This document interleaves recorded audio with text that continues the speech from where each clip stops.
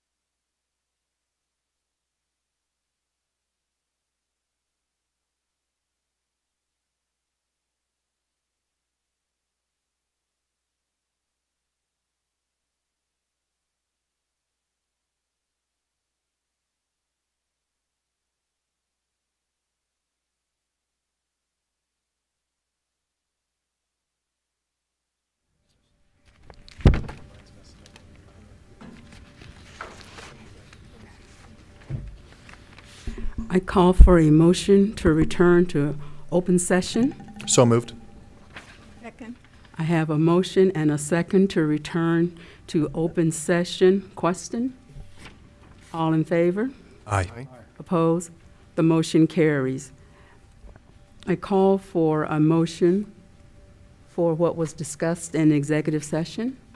Yes. So I motion to. To release Daniel Fitzgerald. Yes. I motion to release Daniel Fitzgerald of his contract and in accordance with the master contract, charge the $500 for liquidated damages. Second. I have a motion and a second to release Daniel Fitzgerald from the master contract and to charge liquidated damages of $500. Is there a question? Hearing none. All in favor? Aye. Opposed? The motion carries. Thank you. Now that we are back in the open session for our special meeting, we do have something to discuss, and we started it last month, but we really do need to move forward and decide what we are going to do. If you see it on your special session there, we need to discuss how we are going to move forward. And you see the three different options there, or if you're thinking something else, but I do think we need to decide, have some discussion and decide what we want to do so that we can move forward with our presidential search. So the first possible thing we could do on here is transition Dr. Schulte from acting president to interim president with Dr. Jackie V. Eddy as our strategic partner to the interim president and the board. Hire Dr. V. Eddy as interim president, or hire Dr. Jackie V. Eddy as strategic partner and keep Dr. Schulte as acting president to the board. So some discussion on this. Yeah, Madam Chair, thank you for the presentation of these options. I personally love option number one. I think that Dr. Schulte has done an absolutely incredible job as acting president, and I believe it would be appropriate to make him interim president and then have Dr. Jackie Vietti as strategic partner to assist in any of those additional duties. The only caveat I'll have with that, and I will push to you, Dr. Schulte, here is, and I think we asked this last month, and I know now we have another month as we go forward here, does that, the way that that is proposed, allow you to feel that you're going to be able to offload enough of the additional duty to Dr. Vietti where you can still maintain anything with your original role? Thank you for that question. Yeah, I think that the addition of Jackie Vietti as a strategic partner to me and to the board, I think one of the things that is probably hanging most heavily in my heart right now is trying to be able to fill in to assist this board in whatever way that I can.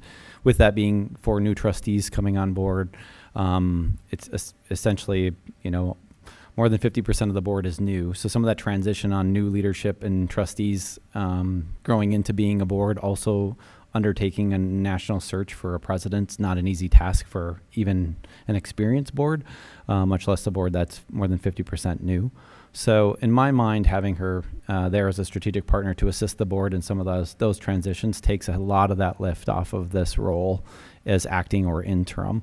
On the other side of things, with the number of hats that I'm wearing in my area, I think one of the pieces we'd probably need to subsidize a little is a little bit of assistance in the area of finance, just finance. I finance and operations. I feel that in many of the areas outside of just finance, the amount of work and lift is manageable by the individuals in those roles currently with me as a strategic partner for them.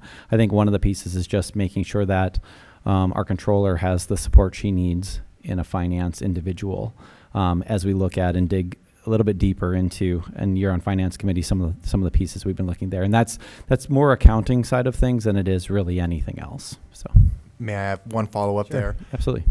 In regards to option 2, I guess just to clarify, my reasoning for option 1 is I do believe in the continuity of leadership is important.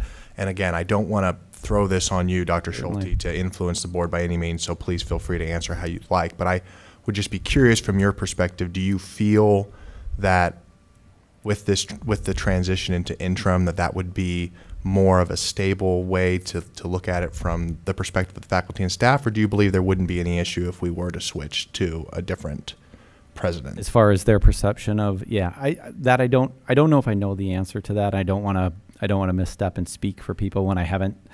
Through some conversations with individuals and also some conversations that I've had with, Chair Hoskins Sutton and others, there was some community concerns around, president, acting president, then a new interim president, and the perception of that. Is that something that we could get past? I'm sure it probably is, but it's also one where I think on this campus, and again, I would encourage all of you, and I know we don't have a lot of time, but the assessment of the employees on this campus and thinking through and working with me what their perception of that would be. I think they know what they get with me, but Jackie's also been here. And so for some individuals who've been here a long time, they worked with Jackie for a number of years as she was interim president prior to Greg Mosier coming on board. So Jackie knows the system. She knows the roles and responsibilities. One of the key pieces for me is really, we have a lot to do in this next year. We have a presidential search, which is huge on and kind of falling to all of you as the Board of Trustees, but we have a strategic plan that's going to expire. We have an HLC visit in February. There are a number of big things that we need to keep moving forward. So whatever decision the board makes tonight, I think whoever's in that role really needs to be able to roll up their sleeves and say, we're going to take these initiatives and move them forward. We don't have time to wait, 12 months for a new president to do it, who's also going to take time to learn the job for 12 months. We don't have 24 months of grace. We have to keep moving forward, and the continuity of operations, I think, is what's been at the forefront of my mind stepping into this role from the very beginning. Thank you. Other, No, I think that's a very, very fair assessment, because your role in finance is critical, and the role that your team has. So option 1 is basically, you're saying that's the one that are you personally more comfortable with? I will honestly, and I know everyone's kind of asked me this, I will tell you, if you all are asking me what I'm most comfortable with, I'm most comfortable with number 1 or number 2. I'm most comfortable with Jackie Vietti being here in some form, whether that's a strategic partner to me as interim president and you as a board, or as interim president. I don't want to say that I'm not open. If you all chose a completely different third-party person to be interim president, I would work with them, of course. You all know me, you know my work ethic, you know what I would do. It's just going to be learning someone new and something new. Whereas I think with Jackie, given the relationship she's had with a couple of individuals here, and me included, just talking with her and corresponding with her in the past, I just know that in lockstep we'd be able to work as a very strong partner, a very strong partnership, and be able to continue to move this institution forward. Again, I come back to that. We have 12 months of a lot of things, a lot of initiatives we have to complete, and that's really where my focus is making sure I have that right partner in whatever role to be able to complete those. Thank you. and I was waiting to see if someone else was going to speak. Because Dr.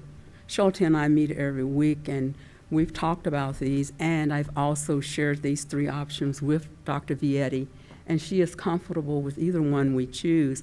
And as I shared with Dr. Schulte, in a way, I know I said probably one thing last month, but in a way, I'm thinking just hire Dr. Vietti as the interim so that Dr. Schulte can really focus on the finance, and we know that we don't lose anything in the finance. But also, and I know she would be gracious enough to know that when it comes to this building project downtown, that Dr. Schulte would still have the lead role in that. He would still be in charge of the ribbon cutting and all of that, because I'm going to tell you, in working with him these last few months, I know this is why he and Debbie Fangman, the executive director of facilities, this is all under facilities, and the role he has played in making sure that downtown is still viable and still, well, viable isn't the right word, but downtown is still on target to open, that he would still lead that charge, that he would still be in charge of the ribbon cutting and all of that. I guess once I thought about it more and I think about the financial part of it and how much we need that strong focus on the finances, that he would not have to split his time with trying to do the president, any part of the presidential part of it, but focus on the finance. And I want to tell you, Dr. Schulte has done an amazing job in getting us this far. He just knew what to do because he's already in the finances and involved with the college. He's heavily involved with downtown and has moved us forward on that project. So you would not be taken away from any of that. You would still lead that, the ribbon cutting and everything that's going forward on that. As I said, I'm just concerned with the two hats that with you still trying to take part of the presidency as interim. And I think depending on how we explain it to the public, they would understand that. But I'm just sharing with you one of the last things that I discussed with Dr. Schulte. I think we are supposed to make a decision about interim president, acting president, or whatever, and you keep posing the name of Dr. Vietti. I have had absolutely no contact or no concrete information about this person at all.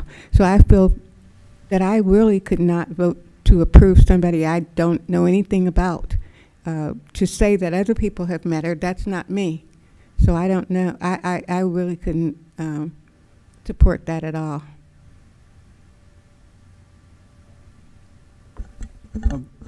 Okay, am I on? Okay. I certainly support moving forward with seeing if we can hire Jackie Vietti as the interim president and allow Dr. Schulte to continue in his role as CFO and the COO.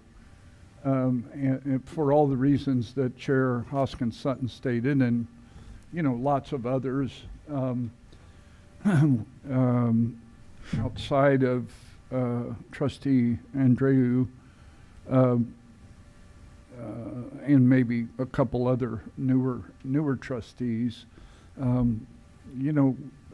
Some of us know her very well, have worked with her. She knows the college here. She knows most of the people in the leadership positions because she served here as interim 4 years. She's a known commodity, and we know what we're getting there. Now, that said, I agree with what Trustee Andreu is saying. I think this board ought to interview her. Exactly. I think we should interview her and talk with her, and we, for her own benefit as well as for our benefit. And then if the board's comfortable, they can take a vote and move forward with her. And if the board is not, we take a vote, and the board is not comfortable with that, then we keep seeking for an interim. But I have a utmost confidence and a lot of respect for Dr. Vietti, and many people on this campus do, for the time that she served here a number of years ago. And she's continued to work with KCCCC, Leadership Institute, with many of our leaders from this college have attended during the years that after she was, interim president here. So anyway, I favor that approach moving forward. And I think, so if we do that, at the end of a process and we hire a permanent president, we're going to make one change. Versus if we appoint Patrick as an interim and hire Dr. Vietti or someone as a strategic partner for approximately a year, we're going to be making two changes. in essence, because then we're gonna, I presume, keep Dr. Schulte here and back to his current role as, his permanent current role as the CFO and the COO, and then we'll have a new president, coming on as well. And so I think it's less muscle movement, and I think it's less disruption in the long run if we just allow Dr. Vietti or someone to become the interim president while we do our presidential search. And then at the end of that, we're just going to hire a permanent president, and we're going to thank Dr. Vietti or whoever serves in that position. And as Dr. Schulte said, we're going to just keep moving forward. And we're going to have people in place, that are prepared and able to do that while we make a transition to a new full-time regular president. How long was Dr. Vietti the president at Butler County Community College, Ooh. which is a Kansas community college? And then she went back as interim, I think, last year when their president retired. But she's in the community college system. She's not from another state, so she knows all the laws and everything of Kansas. No, I wanna say about 10 or 12 years, something like that. I'm not exactly sure. What's her Google say? Yeah, so we have her at Butler Community College. She was there from 1995 to 2012. Yeah. And then she was the interim president at Emporia State in 2015, and then acting president from 2017 to 2018 at KCKCC. My only comment to piggyback off of yours, Trustee Ash, is just a timing question. If the essence of time is we should make a decision today, I would want to vote for option number 1, to allow Dr. Schulte to be interim president and then pursue Dr. Jackie Vietti as strategic partner. If the timing of the decision is we can have that interview with Dr. Vietti, then I would be inclined for reviewing option number 2. Yeah, but I don't know, and Trustee Andreo can speak for herself. I don't know if she'd be comfortable hiring her in either of those roles. Oh, I apologize. without I misunderstood. You know what I mean? No, I misunderstood, Trustee Andreo. I wasn't sure if you were referring just for interim president I or. think it's unfair for a couple of people on the board to decide who we're going to hire in certain positions. I think we all should be involved. And I can't be involved unless I've met this person and asked them questions. It's fair. Yeah. Yeah, I think her reputation and her credentials speak for themselves, even though we haven't met her. And I think it's a fair question to be able to meet and speak with her and to talk with her. It's no different than when doing a national presidential search. We're not going to just say, well, this individual looks really good and may be a good fit. Let's just hire that person, without having any communication, or even just being able to sit down and talk and see. Just to kind of get to know the person. I think that's very important. So I mean, I think your point, Trustee Ash, is well taken in terms of consistency, and I think we're all want to be careful and are concerned that too much doesn't get thrown on you in terms of your role and your responsibilities, because that it's still doing double duty in terms of a presidential role and your CFO position. That's a lot. That's a lot, especially with all the things that you aforementioned in terms of what's on the agenda coming up. That's a lot. That's a real lot for one individual, even with the help of somebody like Dr. Vietti. So if we, and your point is well taken, Dr. Andrew, okay? First of all, I want you to know that. But if we are going to entertain an interview with her, how would you all want to approach that? Something in person or something online? And how soon can we do that? Because that means another special meeting, or are we waiting until our next regular meeting to do that? I would certainly favor a special meeting in person, and we coordinate that, and we schedule it with her and ask her to come in whenever we can all be together. That's what I would favor, in person. In person. Okay. So from here,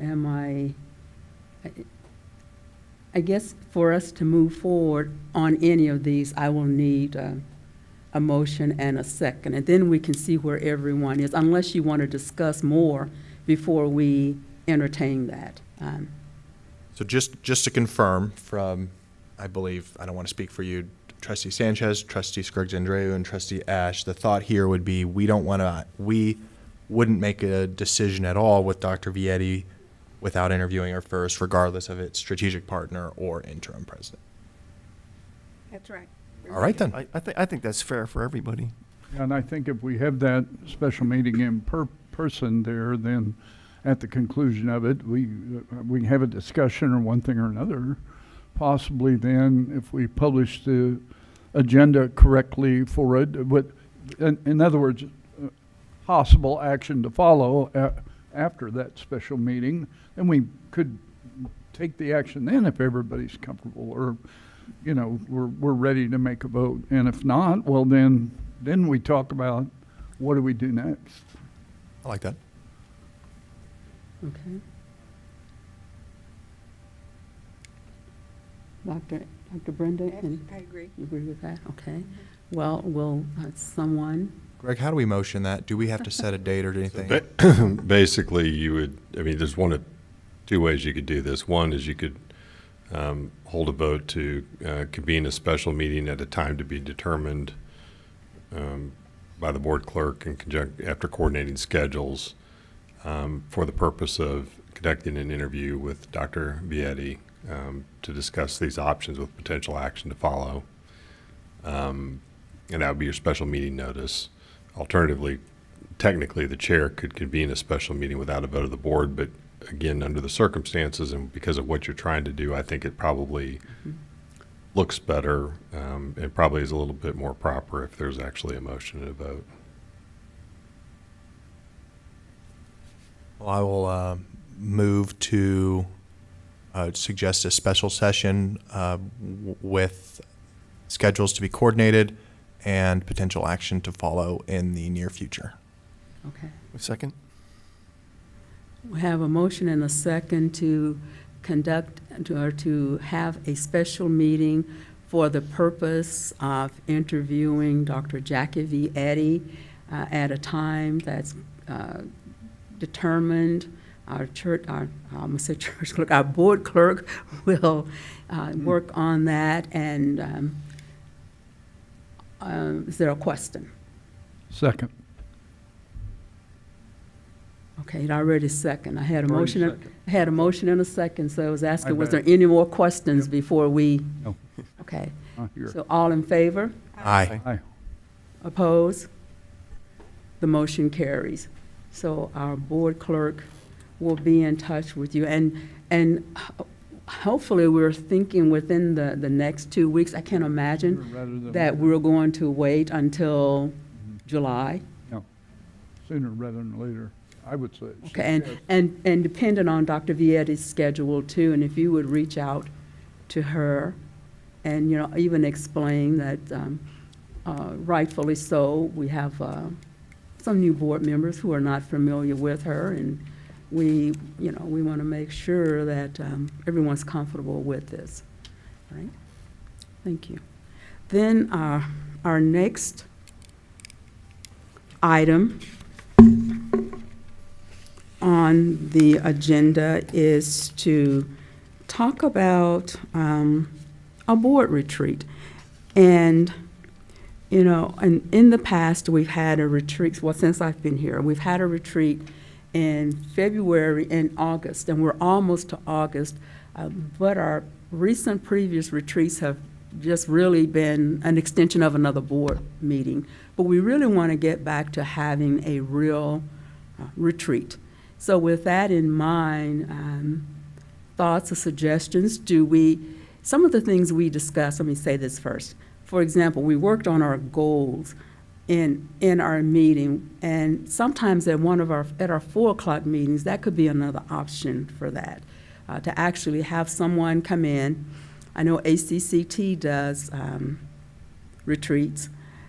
Have someone come in and do a professional retreat for us. And I'm going to mention Dr. Vietti because when I first came on the board, Dr. Vietti was still our interim, and that was the last time. That was 2018. That was the last time we had a real board retreat where we got to get to know one another, have icebreakers, and discuss things that were pertinent to the board, professional development, and how to conduct yourself as a board member.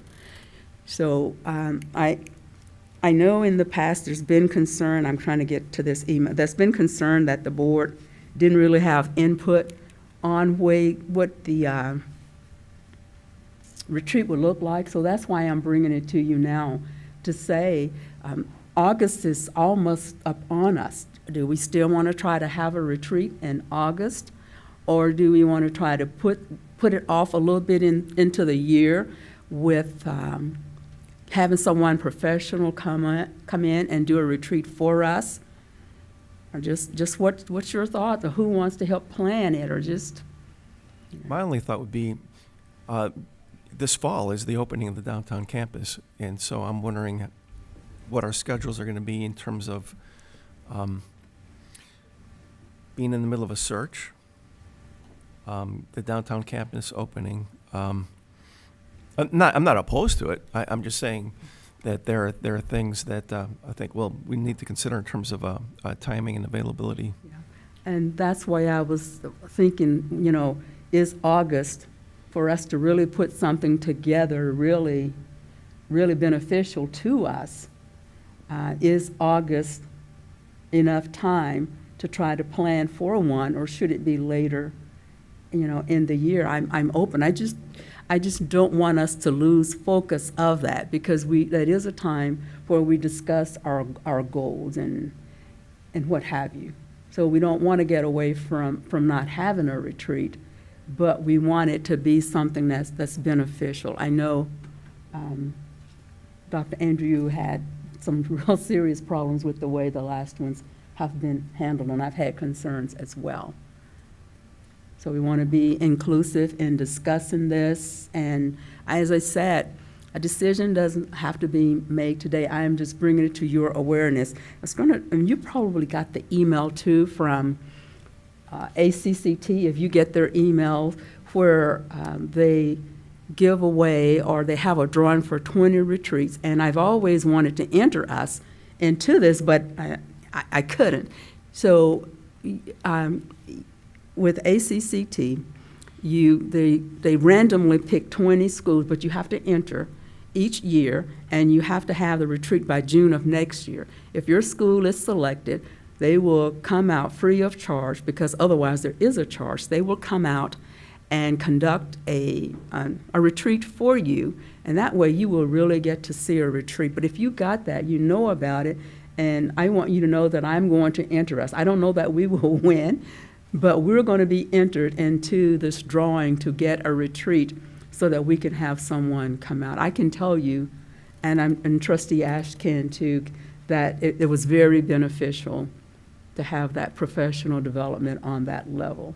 So if you're all okay, I don't think we necessarily need a vote, but I want you to know that I do plan to enter KCKCC into this drawing to see if we can win a retreat, and that will save us some cost.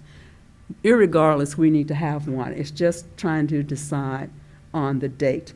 And in our calendar, it may even be in there that we have a retreat in August. So that's another reason for addressing it, because it's on the calendar that we have one in August. And if we're not, we need to, say that we acknowledge we're not going to have one in August, but we are going to still have one. Just from my quick perspective, I'd be open to having one. I'm open to whatever format you feel is most appropriate. I have no, I'm not very helpful here in saying I have nothing definitive that I'm open to anything we can do for that you think's the best opportunity for us. I would favor going ahead and having one in August. I think we already have a tentative date for ribbon cutting for downtown in September. October. And so. October. I'm sorry? October. It's October.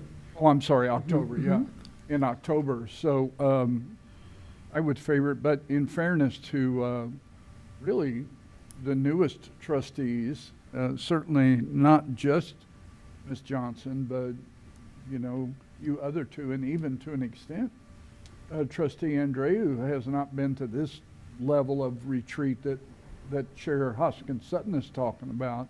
I think it'd be very beneficial to us now that we're a full board again to have that. So I would favor an August retreat, and I say go for it. You know, if you want to put in for the Good content, KCKCC yeah. as well, you know. I can tell you that our neighbor to the south won one of those, a good neighbor to the south. You hear that? I said good neighbor to the south won one of those retreats a year or so ago because it was in the newsletter. Yeah. And then Garden City at the KCKCC meeting, and I know you will talk about that more later, but when we attended that, Garden City Community College noted in just conversation that they had a retreat and they had ACCT, and that it was very beneficial for them. So, Yes. so then what is the rest of the board? Trustee Ash is throwing out that we should try to still meet and have a retreat in August. I'm not sure what that's going to look like, and we have to come up with a date because we just have the month, but we don't have a date. We usually have a discussion and decide based on calendars which Saturday. We usually have it on a Saturday. Which date is going to be the best for that? Can I ask a question? Yes, ma'am. And this question can not be answered if the person chooses not to answer it. But I'm just curious. Trustee Johnson has had a lot of experiences with colleges and different organizations, and I would like to know, I'd like to hear from her what her experience has been with retreats. I've had very positive experiences with retreats and have even coordinated several in my experience. I think it's a great way to bring people together.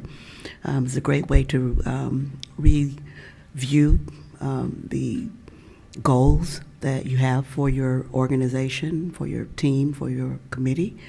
And I think it helps to boost morale and helps to continue the buy-in that you want to get from everyone that's on your team. So I love retreats. I think it's important, part of the process. Could you tell me a little bit about a retreat that you felt good about?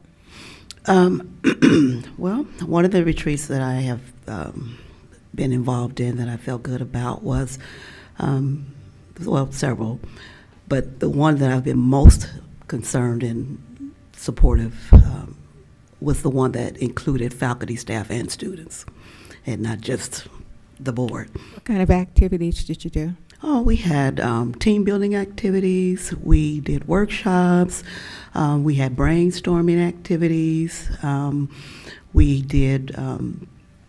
we broke people off into teams and gave them case scenarios, and they had to review the case scenario and come back and give their outcome of how they would have handled the situation. I mean, I think it just depends on the group. So every group you have, the retreat is going to look a little different. But the aspects of the retreat is pretty much the same. Team building, workshops, opportunity for brainstorming, goal setting, those type of things. Mm-hmm. I hope you will take an active role in most getting definitely this retreat going. I would love to do that. Thank you for the question. Thank you. We're almost out of time, so I do want to put some closure on this and the fact that do we need to take a vote to see if the majority wants to go forward with August? I think we probably do, because if the majority of you say yes, then I will have the board secretary poll us to see which Saturday in August would be the best. I mean, yes, it has always been on a Saturday. But then if there's not enough buy-in to it, then we would wait until next month and probably discuss another date. I think we can vote on August. Okay, I'll second that. okay. We have a motion and a second to move forward with trying to still have our board retreat in August. A question? Is there a question? All in favor? Hearing none, all in favor? Aye. Oppose? Okay. Motion carries then. Expect a message from our board secretary, and we will start looking at a date on Saturday for our retreat. Thank you. As I said, we're almost at time. I think this will, I need a motion to close out this special session, and then this will give us just a few minutes before we start at 5 o'clock. So move. Second. I have a motion and a second to adjourn this special meeting. All in favor? Aye. Opposed? The motion carries. The special 4 p.m. meeting is adjourned at 4:54 p.m.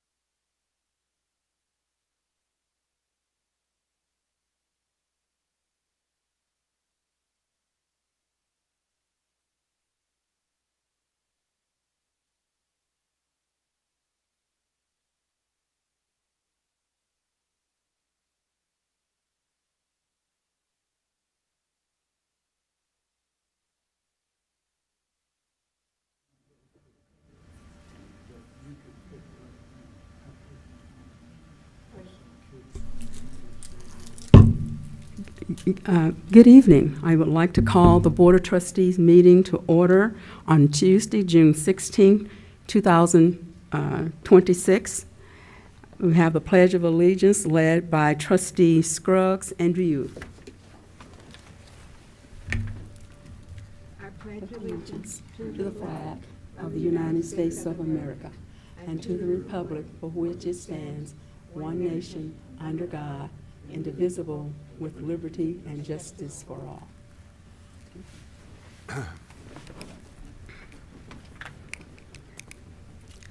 The KCKCC mission statement is to inspire individuals and enrich our community one student at a time.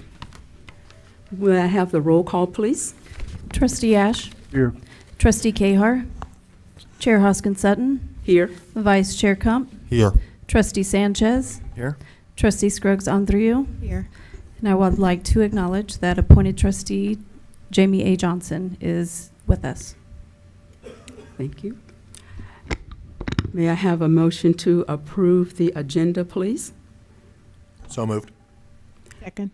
I have a motion and a second to approve the agenda. Is there a question? Hearing none, all in favor? Aye. Aye. Opposed? The motion carries. Next on our agenda is student alumni successes. We don't have one for this month. Our next item on the agenda is audience to patrons and petitioners. Is there anyone in the public who wish to approach the podium to address the board? You must state your name and address for the recording and make your comments. It's 3 minutes. Is there anyone in the audience? Is there anyone online to address the board? There is no one online. Thank you. Our next item on the agenda is the oath of office for our newly appointed trustee, Ms. Jamie Johnson. At this time, our board chair, Ms. Cheryl Brownell, will administer the oath to Ms. Johnson. Ms. Johnson? It's Brownell. I said Brownell, but Brownell. Okay.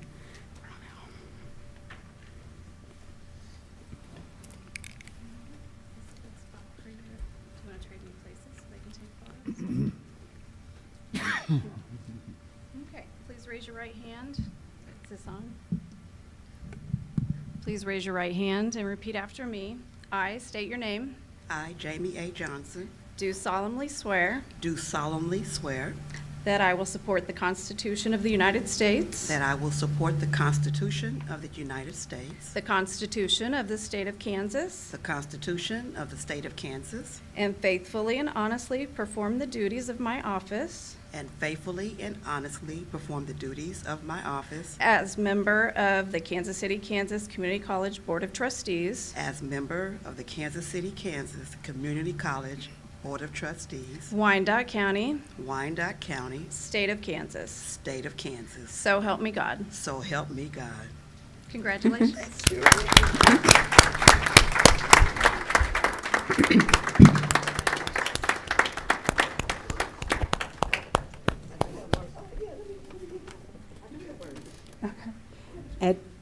At this time, we invite, I know, and that's what I'm getting ready to say. At this time, we invite Trustee Johnson to introduce herself, and we give her 1 to 3 minutes. Welcome. I thought I was doing it from my seat, so thank you. So 7 years, 3 elections, and 2 appointment processes later, I am finally Trustee Johnson. I want to express my sincere gratitude to everyone who supported me throughout this journey. To the J team, many are here tonight, my family, those who are here tonight and those watching virtually, friends, supporters, and community members who encouraged me, prayed for me, and believed in me over the years. I sincerely thank you. I would also like to thank the members of the Board of Trustees who placed their confidence in me by voting for my appointment. I'm honored by your trust and do not take this responsibility lightly. For more than 20 years, I've desired to serve on this board, and today I'm grateful for the opportunity. I believe my education, experience, and commitment to higher education will be an asset to the board, and I look forward to working collaboratively with my fellow trustees, the administration, faculty, staff, students, and community to help move Kansas City, Kansas Community College forward. Thank you. Thank you. For some people in the room who know about church etiquette, I'm going to say amen. Our next item, welcome, and we look forward to working with you. Your tenacity, your desire, your perseverance has not gone unnoticed, so we welcome you. Thank you. At this time, we're on item number 8, which is the communications. We don't have any scheduled for this month. Next is item number 9. We're on to board committee reports. At this time, Trustee Ash, Board Finance. Okay, thank you, Madam Chair. Good evening, everyone, and thank you for being here, for Jamie especially, and those of you online as well. Thank you so much. The Finance Committee met last week. Actually, we had a board budget workshop. The trustees met. We had a board workshop for the budget prep guidelines, timelines, et cetera. And then we had the Finance Committee meeting. And so we reviewed all of the, pertinent and appropriate reports. We voted to move several items forward to the full board, and you'll find them in your packet. And staff, Dr. Schulte and his staff, Karen Callahan and Becky Barger particularly, are continuing to move forward on consolidating some of those reports and eliminating redundant ones and getting it pared down to where we have just the essential information that we need and so forth. And I do want to report that one thing we did was we changed the timing, if you will, in the format of when you see reports. So what we actually did in the meeting last week was review the full and complete financial accounting and reports for April. April, okay?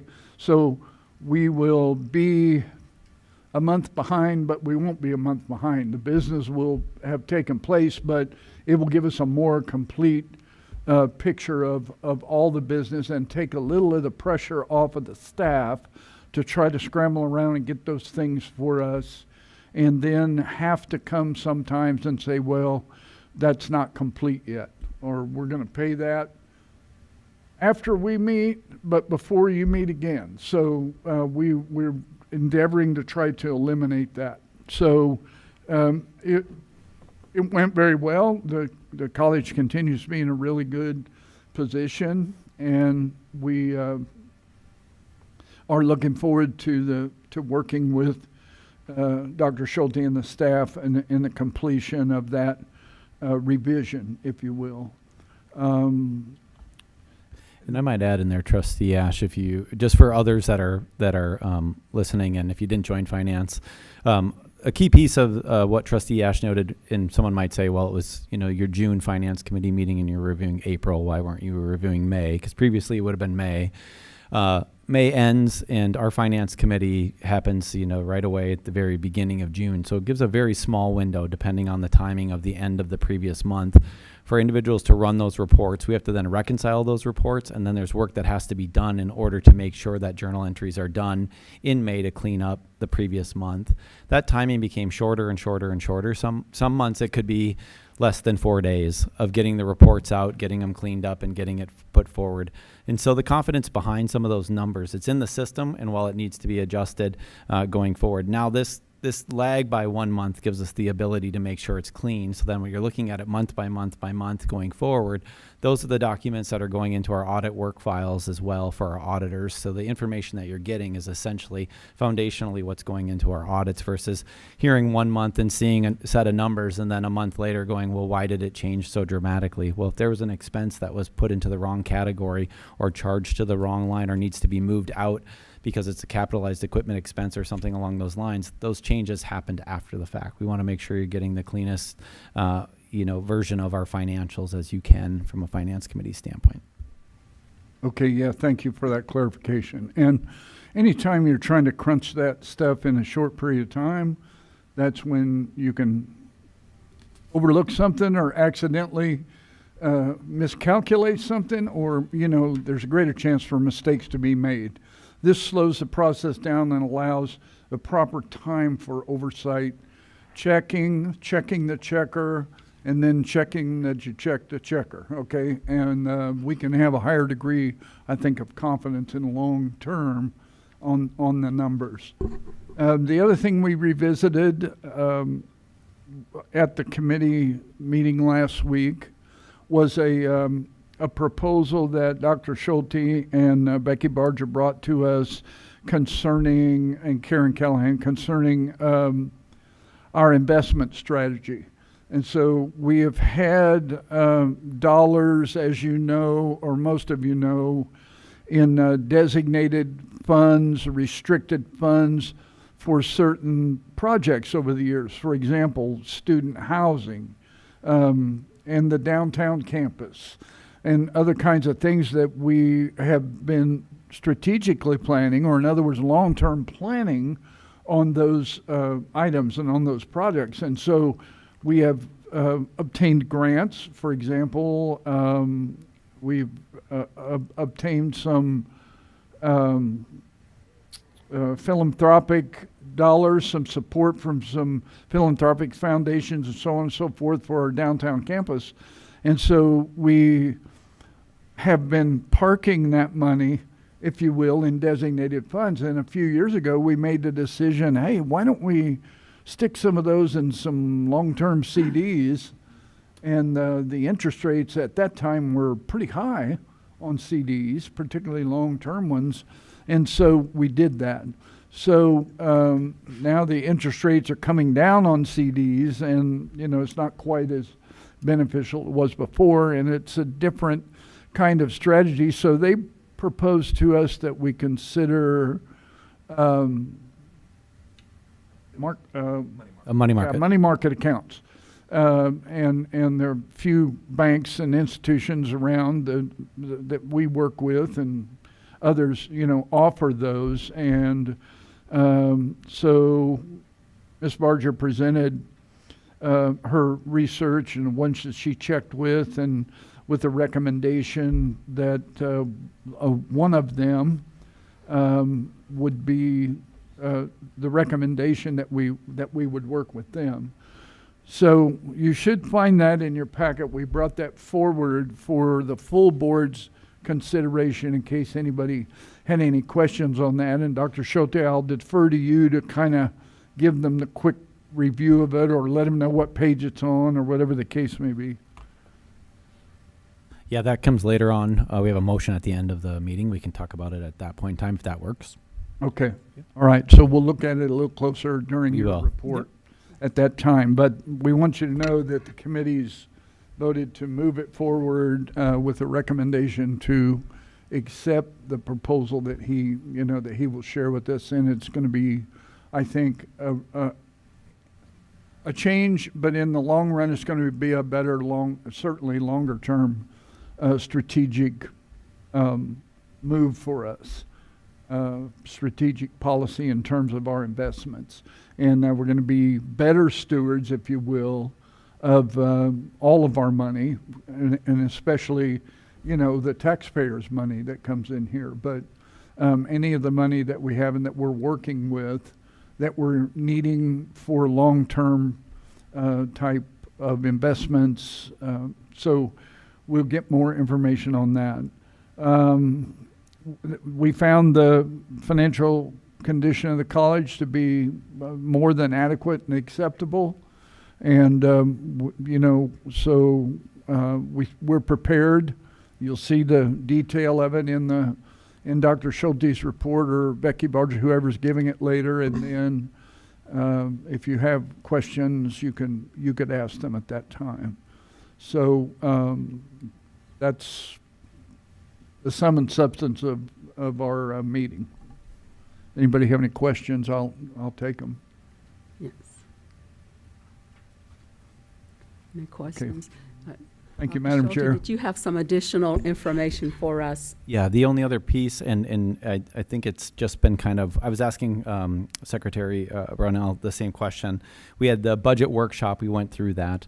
One of the key pieces that came out of the budget workshop is action that probably needs to be taken tonight. So I have a presentation on the mill rate and conversation. It's a highlighted and more condensed version of the budget workshop information. So for all of you that were in attendance, you don't have to sit through it all again. I'm giving some highlights.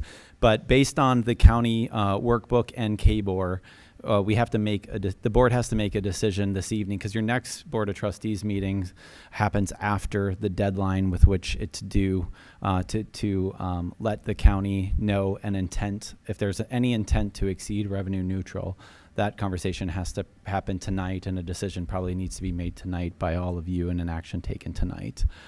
So I will give a quick presentation. If you are all okay, I might stand at the podium. Is that okay if I stand at the podium to give the presentation? That way then I can walk you through a couple of the key highlights and move forward. So thank you, Madam Chair.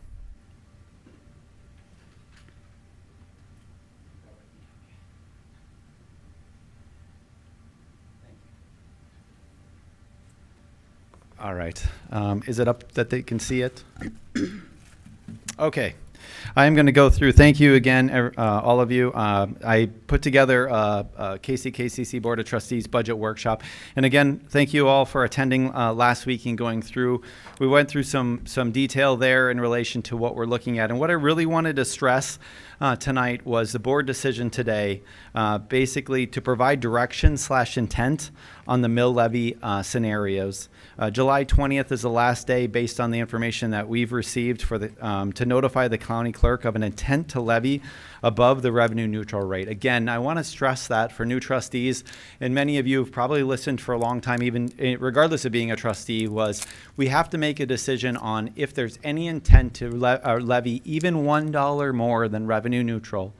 That motion has to be passed by the board.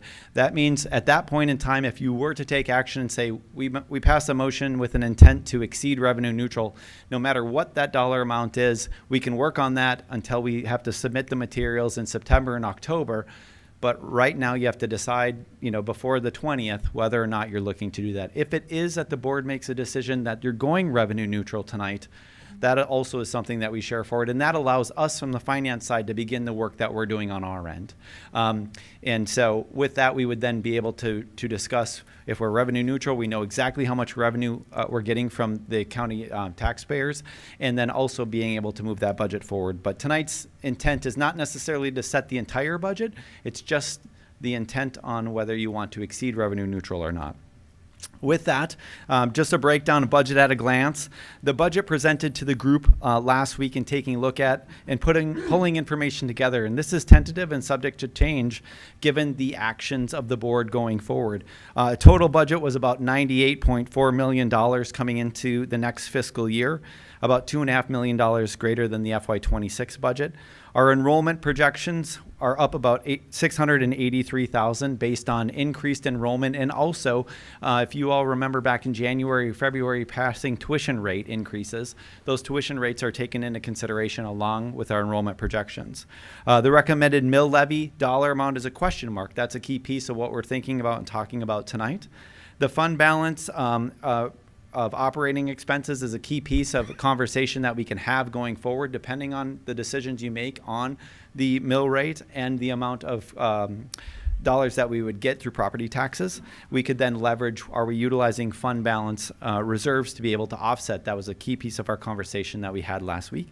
And then state aid risk. I just wanted to talk about as we go through state aid risk as we see things changing at the legislative level and the pressure being put on us in relation to state aid. So as we look at various avenues of revenue coming into us as an institution, we only have so many buckets, and as those buckets change, we need to make sure that we're covering it from other areas within the college system.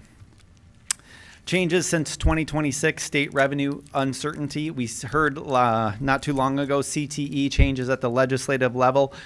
Basic funding that's coming in through the state for various programs like cosmetology is changing for us. It used to be able that high school students that were taking that, we'd be able to get subsidy from the state to be able to offset the cost of those individuals taking those courses and moving towards those forward in those programs. Those days are gone, and that's changed. So now we're going to be faced in this next fiscal year on what are we doing with some of those programs that used to be funded through the state? Are we continuing to move forward with them? How are we funding them? How are we structuring them as we move forward as those funding levels change? Rising costs are there every single year. As we look up and look at the cost of living going up in all areas, rising costs are something that happens every single year regardless. It's a matter of how much our costs changing as we move forward. Positive sides are enrollment growth. We continue to work on and focus on and market towards growing our enrollment here on campus, and also making a transition in relation to where our revenue sources coming from. There's a slide later on that shows our heavy reliance on some key areas for revenue coming into the institution. How are we working towards and developing strategies to change that as we move forward? The downtown campus expansion will garner some key excitement around that new space, also attracting and working towards retaining those individuals and being able to assist in bringing them into and putting our name in front of individuals as KCKCC as a viable option for them as they explore their educational opportunities. And the final piece on there was a property mill, 8% increase. We had a presentation a couple months back from the unified government where they're looking at property valuations, and the assessment at that point in time was going up about 8%.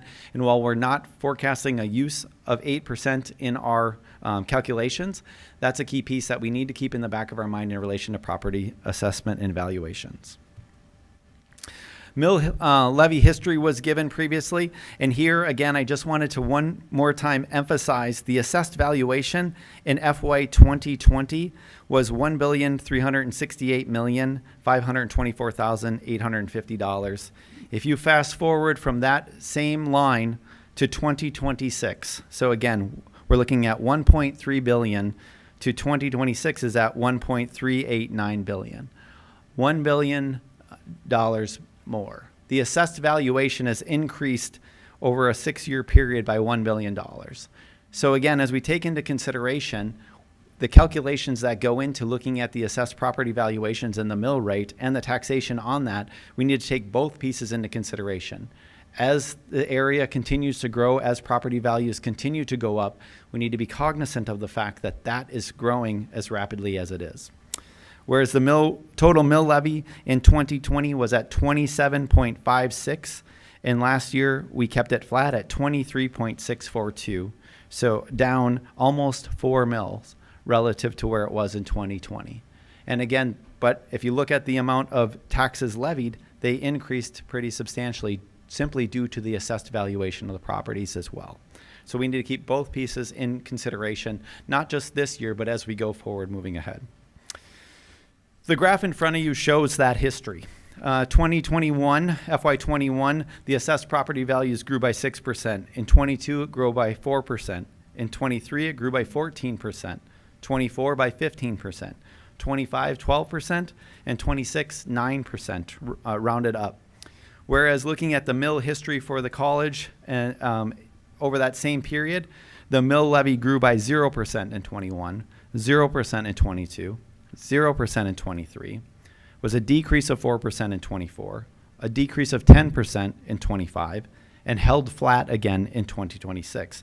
And while those numbers reflect the direction each of those have taken, again, we need to take both of them into consideration when we look at property valuations that are substantially growing at a pace much more rapid than our decrease in our mill levy as we move forward. FY27 recommendations and considerations that were taken are revenue neutral. 22.732 as a revenue neutral rate. I actually received a document today from the Unified Government and County Clerk where I believe they said the certification was coming out on June 15th, and 22.91, I believe, is what they sent us is our revenue neutral rate. So it's right in the ballpark of what we estimated it would be, slightly higher than actually what I estimated it would be.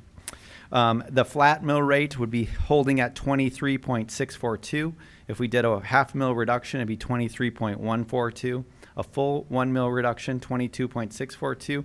And a 1.25 mil reduction would be at 22.392. And while those numbers may or may not make a difference to you right now, they're used in our calculations as we move forward to take a look at the various budget scenarios. With that, I wanted to emphasize our revenue trends for many of you new trustees. You probably know as much about this as we do as we share this information, and are paying close attention to it. But you can see from FY21, 54% of our revenues coming into the college in FY21, 54% of them came through county property taxes.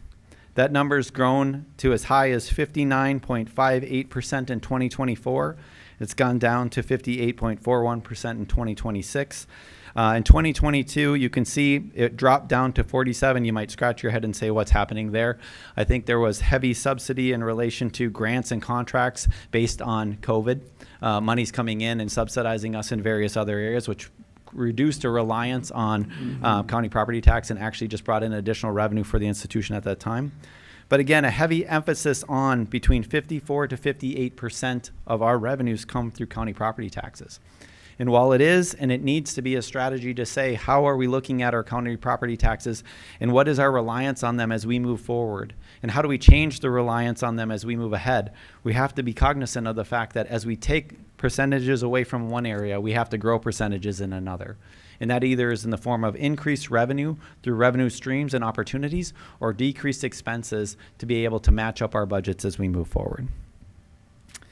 The revenue scenarios that were discussed at the budget workshop last week were scenario 1, holding a revenue neutral. That is would be at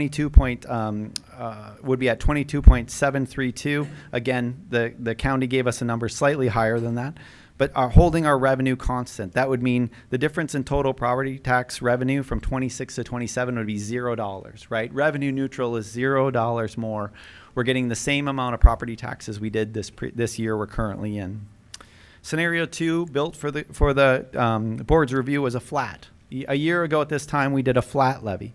Flat, and sometimes can be confused with keeping your dollars flat. It's not, it's keeping the mill levy flat. The dollars change. Under a flat scenario, keeping the mill at 23.642 because assessed property values have gone up, we would see a $2.3 million increase in property tax revenue coming to the college based on a flat scenario. Under scenario 3, a 0.5 mil reduction, going down to 23.142 from 23.642, still based on the assessed property valuations that have been provided to us, would be an increase in property taxes levied on behalf of the college of $1 million. As we get into scenario 4, a 1 mil reduction, you can see that is the point at which we are dropping below the current revenue neutral position by about $225,000 compared to previous year's revenue neutral position. And under scenario 5, 1.25, the scenario then drops $846,862 relative to where we are currently and what we are currently receiving in this fiscal year, or the revenue neutral position. Revenue risks, as noted previously, $1.6 million in state aid reduction as we see the legislature make decisions around funding for colleges, funding sources. There's a lot of dollars flowing around at the legislative and state level. So as we take those into consideration, we're going to have to be able to forecast out and think through the lens of where do we see risk in relation to state funding as we move forward. As we reduce and lose $1.6 million in state funding, we've got to figure out where do we make that up. Because we cannot be as nimble as saying just because we received it, we're going to stop offering various programs tomorrow. Many of our programs take time to be able to adjust to the needs of state funding, which still could happen as we move forward. From a federal funding level, uncertainty in relation to key pieces, conversations around areas like Title III and the funding that may be coming from a federal level are always a piece that we have to take into consideration as we move forward and want to make sure that we're able to make the necessary adjustments and be nimble enough to respond to those in a timely fashion. And then finally, noted enrollment sensitivity. While it is we're forecasting enrollment growth and stability, we did see this summer enrollment go down slightly. So again, we want to be cognizant of the fact that as enrollment is growing and as we're pushing those programs out there and we're attracting students, we want to make sure we understand where is the position where enrollment may flatten out. It may go down. Is there a point at which we hit the elasticity and all of a sudden we look at the demand is flattening out? We want to make sure that we're cognizant of that, but also be investing in new program opportunities so that we don't hit that plateau. So we're not just doing the same thing and expecting different results as we move forward. How are we strategically investing in what is in demand and what's needed by students so that we can continue to grow enrollment and continue to provide access to educational opportunities to educate this community and put them out into the workforce? How we invest our resources. I think this is a key piece that I just wanted to share with the trustees as well and really emphasize, because as we come back and as you make decisions, and those decisions are not things we're making tonight, you know, as you set your intent to exceed or not exceed revenue neutral is the decision tonight. But as we do that and as we look forward and we look at budget adjustments and budget reductions, the conversation becomes, where do you take that from? Where do we make expense reductions if that's what we need to do as an institution? And I just want to share with you, basically a breakdown in percentages and dollars. Where do our dollars go? Currently, based on the proposed budget and the budgets we've been living with, 54% of our expenses are salaries and benefits. 54% of our expenses are people at this institution. So as we go through and say, if we have a $100 million budget, $54 million of that goes into people. So if we're going through a process and saying, let's cut $4 million, we're faced with the reality of where does that come from? Does that come from people? Does it come from other areas inside of it? Utilities are fixed, debt service is fixed. As we get into areas of repair and replacement and supplies and operating, we all know deferred maintenance on this campus is a key factor. We need to be continuing to invest in deferred maintenance so we can avoid and we can invest in preventative maintenance. So things like, not to say preventative maintenance would have done it all, but things like a flood that results in $5 million worth of damage could have been taken care of prior to $5 million in damage happening. How are we investing in those opportunities now to make sure that we're going to avoid the next catastrophic, whatever that might be on this campus and all campuses? That's an important piece for us to think about, because it's very easy, and I've been in higher ed a long time, it's very easy to say we have to make budget reductions. Where do we go? We reduce IT. We just heavily invested in IT, right? We're moving to the cloud. We've invested in IT. That's an area where we have to sustain that investment because otherwise we lose the return on what we've already invested. The other side is, well, we can just cut from facilities. We'll do less projects. Less projects mean classrooms that are that need repair. We're inviting students, so we're trying to attract students into spaces and learn in spaces where we're not investing, where things like air conditioning or heating and cooling may not work. We want to stay at the forefront of that. That doesn't mean we do everything, but it certainly means we focus on it with intention, on making sure that we can be the best institution to provide education for these students coming to us at that time. But these are key pieces that I just want to park in your minds, because again, I think the next couple of months as we look at budget development, we'll be thinking through these. Where do we make these adjustments? How do we offset this? And how do we decrease the reliance on some of our key areas of revenue without making substantial reductions that are maybe in some ways things that we can't come back from? I'm not saying that those are suggestions that are happening now, but we want to be cognizant of the fact of where are we going, what are we doing, and how are we strategically financing and paying for those as we go forward. Major expense drivers, again, simply through a COLA, cost of living adjustment, and our Gallagher analysis, right? The board went through and engaged Gallagher on looking at compensation analysis and implementing the compensation analysis as we go forward. Simply those two key pieces of looking at how are we giving a modest cost of living adjustment and also implementing Gallagher already results in a 4% increase in our salary and benefits going forward. Maintenance on campus, as we noted again, taking into consideration some of the key areas that haven't been invested in and where are we investing, is increasing by 3% in this budget as well. And then also the downtown campus, right? We opened the downtown campus and by all means prideful behind the idea of that we paid for it with cash. But as we go forward, it has ongoing operating expenses. We need more people. We need more equipment. We need more things while we're down there. We need to protect that space. We need to clean that space. All of those have costs and are implemented in here and going forward that we have to take into consideration while also looking at how are we adjusting our revenue coming in as we move forward. And the different mill scenarios, as noted previously, and this is taking into consideration all of our expenses relative to and what the bottom line would look like for us and where we'd have to leverage additional resources, is based on those expenses and also adjustments in revenue coming in. A half mil reduction is a $1.6 million hole for us. A revenue neutral position is a $2.6 million hole. 1 mil reduction is 2.8. Our revenue neutral is about a 0.91 mil reduction, so it's just slightly below that 1 mil reduction. And then a 1.25 becomes a $3.4 million reduction. And I know, Trustee Kump, you'd asked a question about 1.5. I think that pushes us up to about a $4 million hole, right? It's about $641,000 for a quarter of a mil. And so that funding gap becomes 1.6 million to 3.4. That, while that's may seem like a large number, it's a manageable number. It's a number that we can take into consideration as we look forward and as we talked about at the budget workshop around our reserves and the finances that we've put into reserves to offset situations and times like these. That's where conversations will happen going forward after the decisions of tonight of how do we fill that gap? How do we do that? And as we leverage some of those resources to fill this in, what are the strategies for the years after that as we move forward?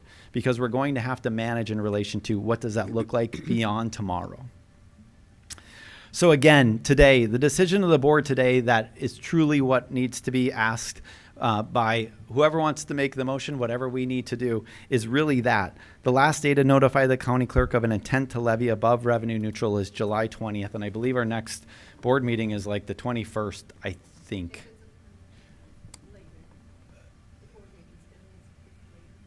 Yes. So going back to that, I think there's we push this forward because I believe the next time you meet as a full board, it would be past the deadline. We don't want to miss the deadline. We've got to make sure that you have the opportunity to consider what you want to do, because I think if we miss the deadline, it defaults us right to revenue neutral. And that is, if that's a choice you all make, that is a choice you all trustees make. But I want to make sure to give you as much information as you need in order to make that decision and own that decision before the 20th. So. Okay. And with that, I conclude the presentation, Madam Chair. And again, I think the situation is just the direction or intent on mill levy, whether to levy above revenue neutral. Are there, thank you, Dr. Schulte, and you wear the hats well. I think we probably first need to accept the Board Finance Committee report and then have a separate vote to, and you tell me how it needs to be stated, exceed revenue neutral or intent to exceed revenue. Yes, Madam Chair, it would just simply be a motion with the intent to exceed revenue neutral, which could fail, and that would be then your decision to not exceed revenue neutral, is my understanding. That's correct. Okay. So first let's go back to Trustee Ash, and thank you for including that. We had to make a decision tonight, so this was the perfect place to include this. Are there any questions for Trustee Ash on the Board Finance Committee report? Okay. Yeah, just you said that there was a calculation for a 1.5 mil reduction. Correct. Yep. And what was that dollar amount? It was it would go up to 4 million. So it's 641,000 is like a quarter mil reduction, a cost reduction, a revenue reduction. For every quarter mil is about 641,000. Okay, thank you. Yeah. Okay. May I have a motion to accept the Board Finance Committee report from Trustee Ash? So moved. Second. I have a motion and a second. Are there any questions? Hearing none, all in favor? Aye. Aye. Opposed? The motion carries. Now we need to, based on this presentation, and this was a part of our budget workshop last week, we need to make a decision if it is the board's, and we need, for the public viewing, I know the public, so that the public understands the way our board meeting falls, we have to make a decision one way or the other on this. So tonight, we are voting on our intent to exceed, or should I say intent to exceed or not exceed? I think What should it be? yeah, I don't know. Do we need to have a roll call vote, or can it just be? Well, I think the motion would be to exceed notice of intent to exceed revenue neutral, because if you do nothing or if the motion fails, then you're automatically at revenue neutral.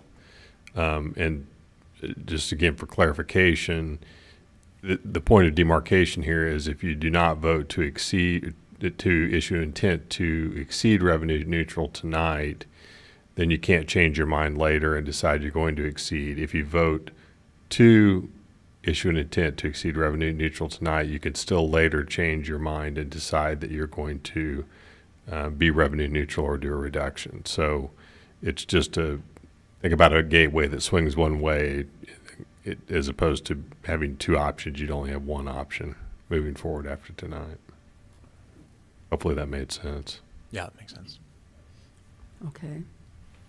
So may I have a motion of our intent to exceed revenue neutral? Yeah, I will make the motion with the intent to exceed revenue neutral. But to clarify, I am making the motion just so I could simply vote no. Second. Have a motion and a second. And we probably need to do a roll call. Do a roll vote call. on this. And so, Cheryl, will you please restate it so we know? Because intent, not intent, truthfully, I get it mixed up in my mind, so, okay.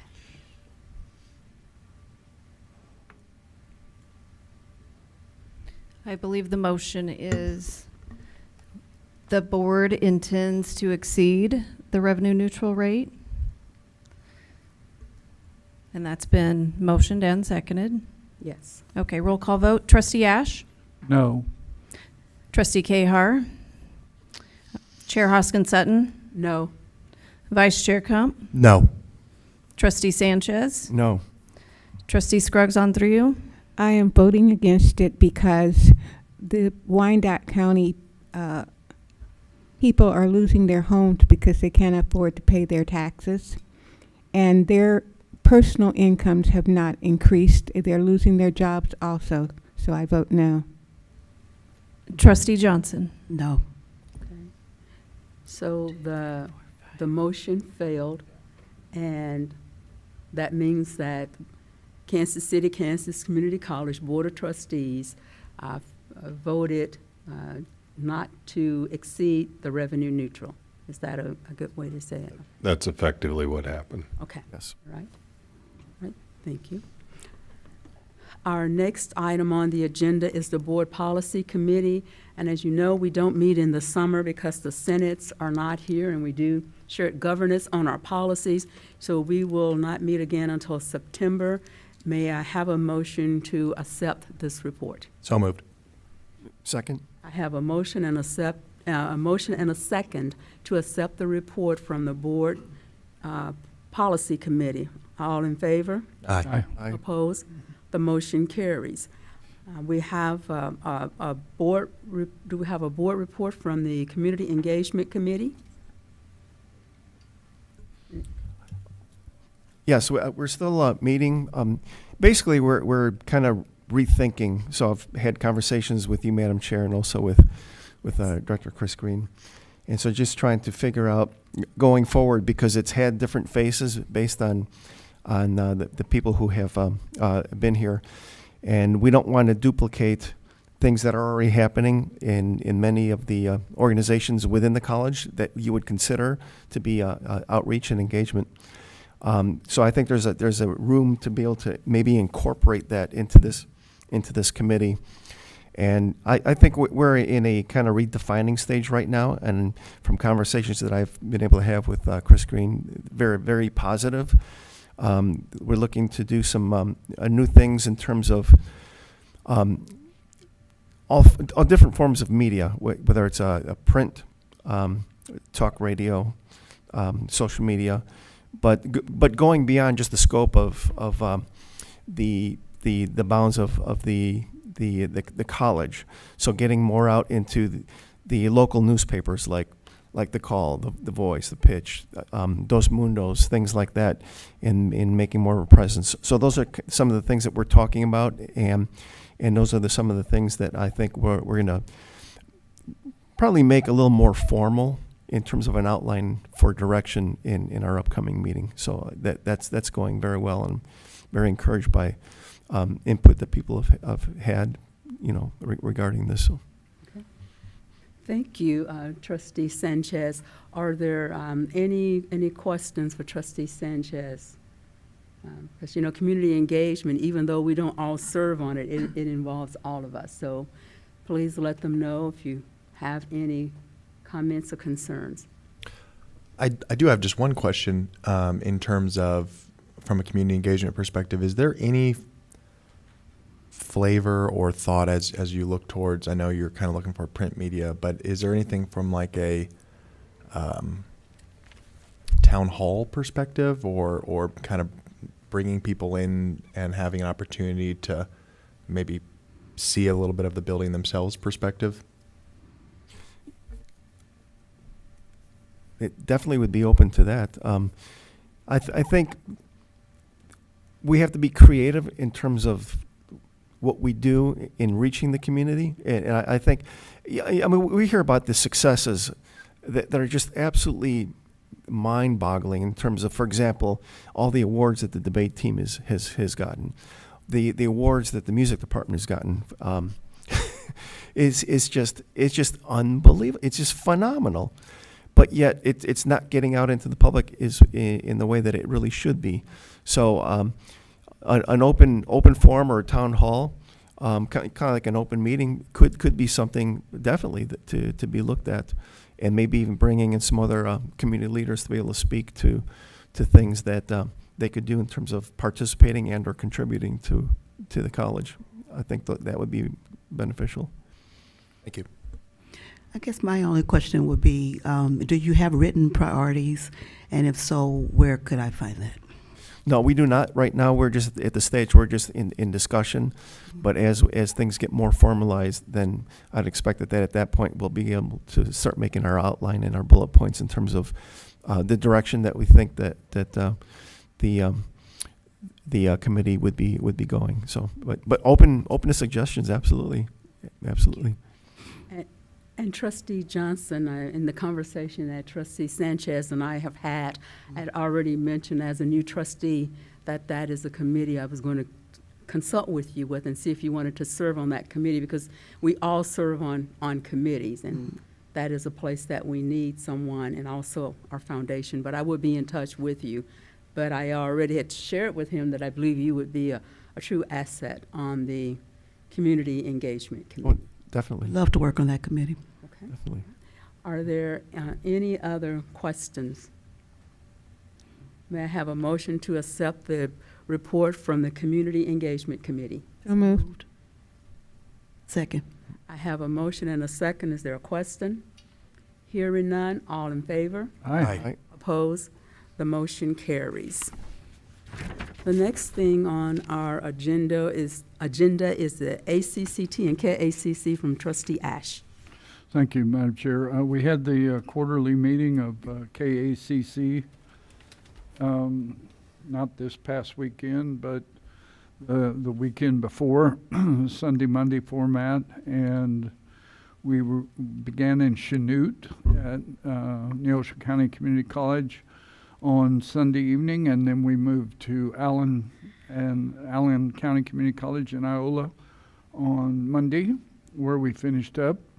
We had a pretty aggressive agenda, a lot of business that we took care of. We also had the opportunity to hear from 3 of the gubernatorial candidates for the state of Kansas. We had time for them to make a presentation. They did a little bit of Q&A, so we had some familiarity with at least those three candidates. We entertained some bylaws revisions for KACC, and those were additional revisions were suggested at the meeting. Heather Morgan has since made those changes, and we determined that we would have a electronic vote, so she has sent them out for the membership. I talked to Heather yesterday. She has obtained about 13 or 14 votes, so she's still waiting on a few votes from the other campuses, but it appears that those bylaws changes will occur. One of the significant changes was a change in the makeup of the association to allow in two of the technical colleges. Two of the two-year technical colleges believe they have way more in common with the community colleges than they do, the other technical colleges. And so there has been some ongoing discussion with them about that, and so it was brought forward to the meeting. And so after a relatively robust discussion, the vote was to accept them into membership. So they'll pay the same scale of dues to the association, and KACC will speak on their behalf as well when we're doing our work, at the Capitol and so on and so forth. So, and there's, some other details in that too. And as soon as I can get access to my email, because right now I cannot access my college email, I will forward that. I will forward all of that information on to you. So we approved the budget, essentially leaving things pretty flat, if you will, in terms of a fee and so on and so forth. There was a slight increase in salary included in that for the executive director, for Heather Morgan, 5%, and which passed. And the next meeting is scheduled to be held in August at Barton County Community College in Great Bend, Kansas. So that is the next meeting. I think we'll have maybe some continued discussion, and probably will be the first time the tech schools will join us in that. And so, we'll have an opportunity to meet some people and some new people. And one of the benefits for us is it gets us like 3 new senators, or some new senators working with us, when we are working issues in the Capitol. It gets us some more voices and representatives, supporting what it is we're doing, because they support what the tech schools are doing. So, and I can't think off the top of my head. Again, I can't access my email to refresh my memory. I've slept 8 times since then, so I don't remember everything. But all in all, I think most everyone felt it was a pretty productive meeting. And, we will move forward and prepare to meet again in August, where I'm sure we'll at least start to have some preliminary conversation about what our state legislative agenda would look like going forward. And then that usually gets refined from there and presented in a pretty much a final format in the December meeting. So ACCT, again, we're just, at this point, we are waiting for the Congress, the annual Congress meeting, which takes place in Chicago this year. And so I know Chair Hoskins Sutton has already reported she's had some communication with them relative to presidential shirts and so on and so forth. And I don't know, Madam Chair, do you have an update from your committee? Has anything changed since last month? No, but we are going to be meeting, I think later this month or next month. We do have another meeting this summer. on that, Okay. so. On the KCKCC, I know there were some that didn't really like the change to the Sunday, Monday. So is August going to be still Sunday, Monday, and then December is going to do something else with it Correct. Thursday? August is still going to be Sunday, Monday, because too many things are planned and secured already for that format. But in December, I think we're going back to Friday, Saturday. So, Yes. yeah, it And- can work out as well as I think a lot of people, particularly the presidents, had thought maybe that it would. Yes. So. And I attended, and I don't always get to attend, and I shared that I was able to attend, or it made it easier for me to attend because it was a Sunday, Monday.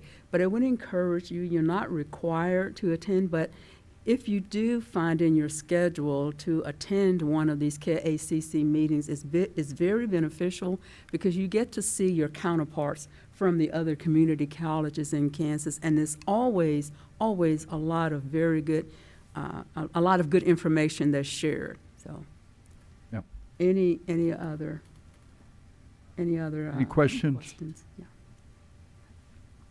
I It's the call. first weekend in August, Sunday, Monday. I think it's like the 3rd and 4th or something like that. Again, it's at Barton County Community College, Great Bend, Kansas. Yes. All right. Okay, Yes. that's my report. Okay.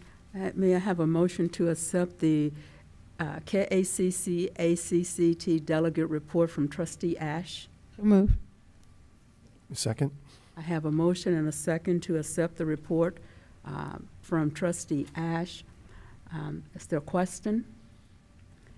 Hearing none, all in favor? Aye. Aye. Opposed? The motion carries. Next on our agenda is the consent agenda. You know, the consent agenda consists of several different items. Looking at those items on there, do you have any questions? If not, I guess I'll give you time. Are there any comments or concerns on anything that's in the consent agenda? Here, may I then have a motion to accept the consent agenda item as presented to the board? So moved. Second. I have a motion and a second to accept the consent agenda items. Is there a question? Hearing none, all in favor? Aye. Aye. Opposed? Motion carries. Next on our agenda is calls for the Student Senate report. And as you know, our Student Senate officers are not here in the summertime, so we will not hear from them until the fall. Next on the agenda is the President's report. Dr. Schulte, Acting President, Vice President of Operations. Dr. Schulte? Thank you, Madam Chair. And so, in fashion with last month and really focusing on the goals of our strategic plan with an emphasis on student success and reflecting on the last month in relation to student success. Again, I want to thank everyone here who attended graduation. It was a great ceremony as we have time to celebrate those students, and while weather threw us a little bit of a curveball, I think it was a great evening. People coming together and really representing on behalf of and celebrating all of what we do here as an institution. With that, there's been conversations already in-house, and we've already started a plan around looking at a year from now in graduation and saying, how do we bring that back to campus as well? While it is utilizing the Sporting KC resource is a nice addition, bringing it back to campus has been an emphasis, and I think at that time it was reflected on and looking at utilizing an external space was based on space availability on campus. We were redoing the gym floor, the field house floor. Now that's been complete, we have an opportunity for us to re-explore bringing that back to campus and looking at what does that mean for us as we move forward. So again, encouraged by the individuals that took part in setting up for graduation. It's quite the event. So again, want to celebrate all the work that every one of those individuals did in making that a spectacular evening. And as we move forward, look forward to moving that back here on campus as well and engaging in that moving forward. In addition to that, it's a time of year where last month or so has been a time of year where there are a lot of events. The Foundation Scholarship Lunch took place. We had conversations and recognition of individuals that were giving and give to the Foundation Scholarship Program. Wanted to note for those that weren't able to attend the recognition of 751 scholarships that were given out in relation to the Foundation on behalf of our students. So again, with an emphasis on access and opportunity to education and affordability to that as well. The foundation is doing amazing work in relation to partnering with individuals to be able to scholarship our students, to provide recognition and opportunity for them to be able to provide to pursue their education and their goals as they move forward. And while I know I'm not doing a formal introduction tonight, if you get a chance, our executive director of our foundation, our newest hire, Michael Crouch, is sitting right over there. So Michael was waving. If you get a chance, stop by and meet with Michael because his first day was Monday, 2 days, today is his first day. I knew it was a tight timeline. So, turning around and bringing you here and doing a formal introduction is a tight timeline. Today's his first day. So a month from now, we'll do a formal introduction, give Mike some opportunity to address you all as a board. But if you get a chance tonight, please stop by. I had lunch with him today. Is very excited about this opportunity. We're excited to have him here. It's going to be a great partnership, and I look forward to all the work that he's going to be able to do in our foundation as we move forward. In addition to the events on campus, we continue to work through in addition to the budget presentation tonight, the budget allocations for the next fiscal year and looking at strategic asks and review through shared governance on campus as well. Again, emphasizing that key piece of shared governance and what we need to do as an institution and bringing collective voices forward, even in a situation where we may be looking at revenue reduction or revenue neutral or losing state revenue. We need to be strategic in relation to our investments going forward, and that means new investments and opportunities on campus, right? Just because of the fact that we may not have as much or the same amount of revenue as we did previously, that doesn't mean we don't reallocate and think through where are the strategic areas where we need to invest in to grow access and opportunity, to put out programs that students are looking for, to be in demand and make sure that we are continuing to be in demand and in front of those students that are looking to advance themselves as we move forward. So those strategic asks are a key part of that. I have to give recognition to the individuals in shared governance that were involved in that. This year, we really looked at it through a lens of our strategic plan. It wasn't simply just, hey, I think I want this and I didn't put it in my budget and I want to add it to an ask. If that was something that was put out there and it didn't tie to one of our strategic initiatives inside of our strategic plan, it was then pushed back to them to consider funding inside of their own budget through reallocation. That becomes, well, I no longer am doing, I have to decide, do I want to put $5,000 over here that I always have done, or do I want to reallocate it to a new space instead of it being a strategic ask if it didn't tie directly to one of those areas? And also if it was simply operational. These strategic asks should be just that, strategic. They're things that we're investing in strategically, not just investing in because it's operational. And so we wanted to make sure that with intention, and I want to give, again, the recognition to that Shared Governance Committee, President's Extended Cabinet membership. That includes, Staff Senate President, Chair and Vice Chair, and includes the College Senate President, and includes the Faculty Senate President, and faculty members. It's a great opportunity for us to really come together and say, what are we doing and how we're investing in these initiatives as we move forward. So again, want to give recognition to those individuals as we move forward. With that too, we also had a joint meeting of the Board of Trustees with the College Senate. It was a great opportunity for us to get together, have conversation, have a little bit of lunch, and through those that conversation, yield some questions, some concerns about what are we doing on campus, how do we change some of these behaviors, and that also led us to conversations around bringing back graduation to campus. It's a key piece and an opportunity for us to get together and hear the voices, for you as trustees to hear those voices and be able to be engaged, and I think it really shows strong leadership and representation for all of you as you show up at those as well.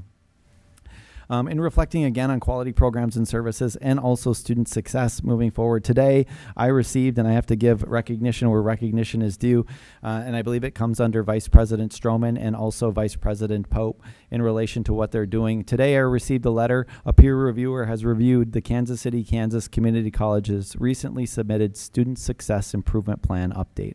The reviewer's analysis and conclusion are attached. The peer reviewer has reviewed and evaluated the institution's documents provided, an improvement plan, and any supplementary documents in making its determination. So again, with that, they accept the student success improvement plan update. The peer reviewer concluded that the institution has substantially met its commitments in its improvement plan on student success outcomes as we move forward. So again, good news continues to happen. And while it is that we're in the second year of a 3-year plan on that student improvement plan, they noted in 2026 the college appropriately focused on strengthening leading indicators of student success. Key efforts include student engagement through early intervention systems, implementing structural changes such as the co-requisite model to improve gateway course completion, and expanding transfer pathways. So again, each one of those steps and making an intentional emphasis on what we're doing, and also creating KPIs where we're actually measuring against what is it that we're doing for those. Are we implementing strategies, and are we seeing results based on the implementation of those strategies? Not simply just throwing whatever we can at the wall and hoping it sticks, but being intentional around what we're trying to do. And I'm sure Vice President Stroman's coming up and giving a report later might be able to emphasize a little bit more on what they're doing in order to engage those students this way. But again, being recognized through this process and having an individual peer reviewer come out and say, not only are you saying it, but you're doing it, is what we want to focus on. That is a key piece for us, right? Coming through the Higher Learning Commission, and as we roll into next February, as we put together information on our insurance argument, and again, through Dean Bohm's work and Vice President Pope's work, bringing individuals together to really make that argument in relation to what are we doing as an institution? Are we doing what we say we're doing? That's a key piece for those reviewers coming out, is saying, again, just like in this situation, but on a broader scale, not only are you saying it, but you're doing it, you're proving it, you're investing in it, you're showing up for it, and you're also then measuring it to make sure that we have the student success as we move forward. You're investing in those opportunities and also reflecting on, and they'll be asking you all those questions as trustees when they come. How are you investing in our strategic plan? How are you making a difference in relation to each one of those key components, looking at student success, quality programs, employee engagement, or community engagement? How are we emphasizing that? So again, I'm going to continue to try to bring back in my reports information on each of those areas, because I think the more you read it, the more you hear it, the more it's burned into your mind, so that when someone sits with you, you can say, yes, I know goal 3 is this, and this is what we're doing to emphasize that, because we are doing it. We just have to make sure that we're giving you the tools to be able to speak to it as an advocate on behalf of us as well. With that, again, strategic plan, goal 3, employee engagement. We, over the last month, and while faculty are now gone, engaged in continued conversations and very cordial conversations around faculty negotiations. Having conversations and laying out strategies in relation to the key pieces they want. It's not simply just what is the money involved in it. It's much deeper than that.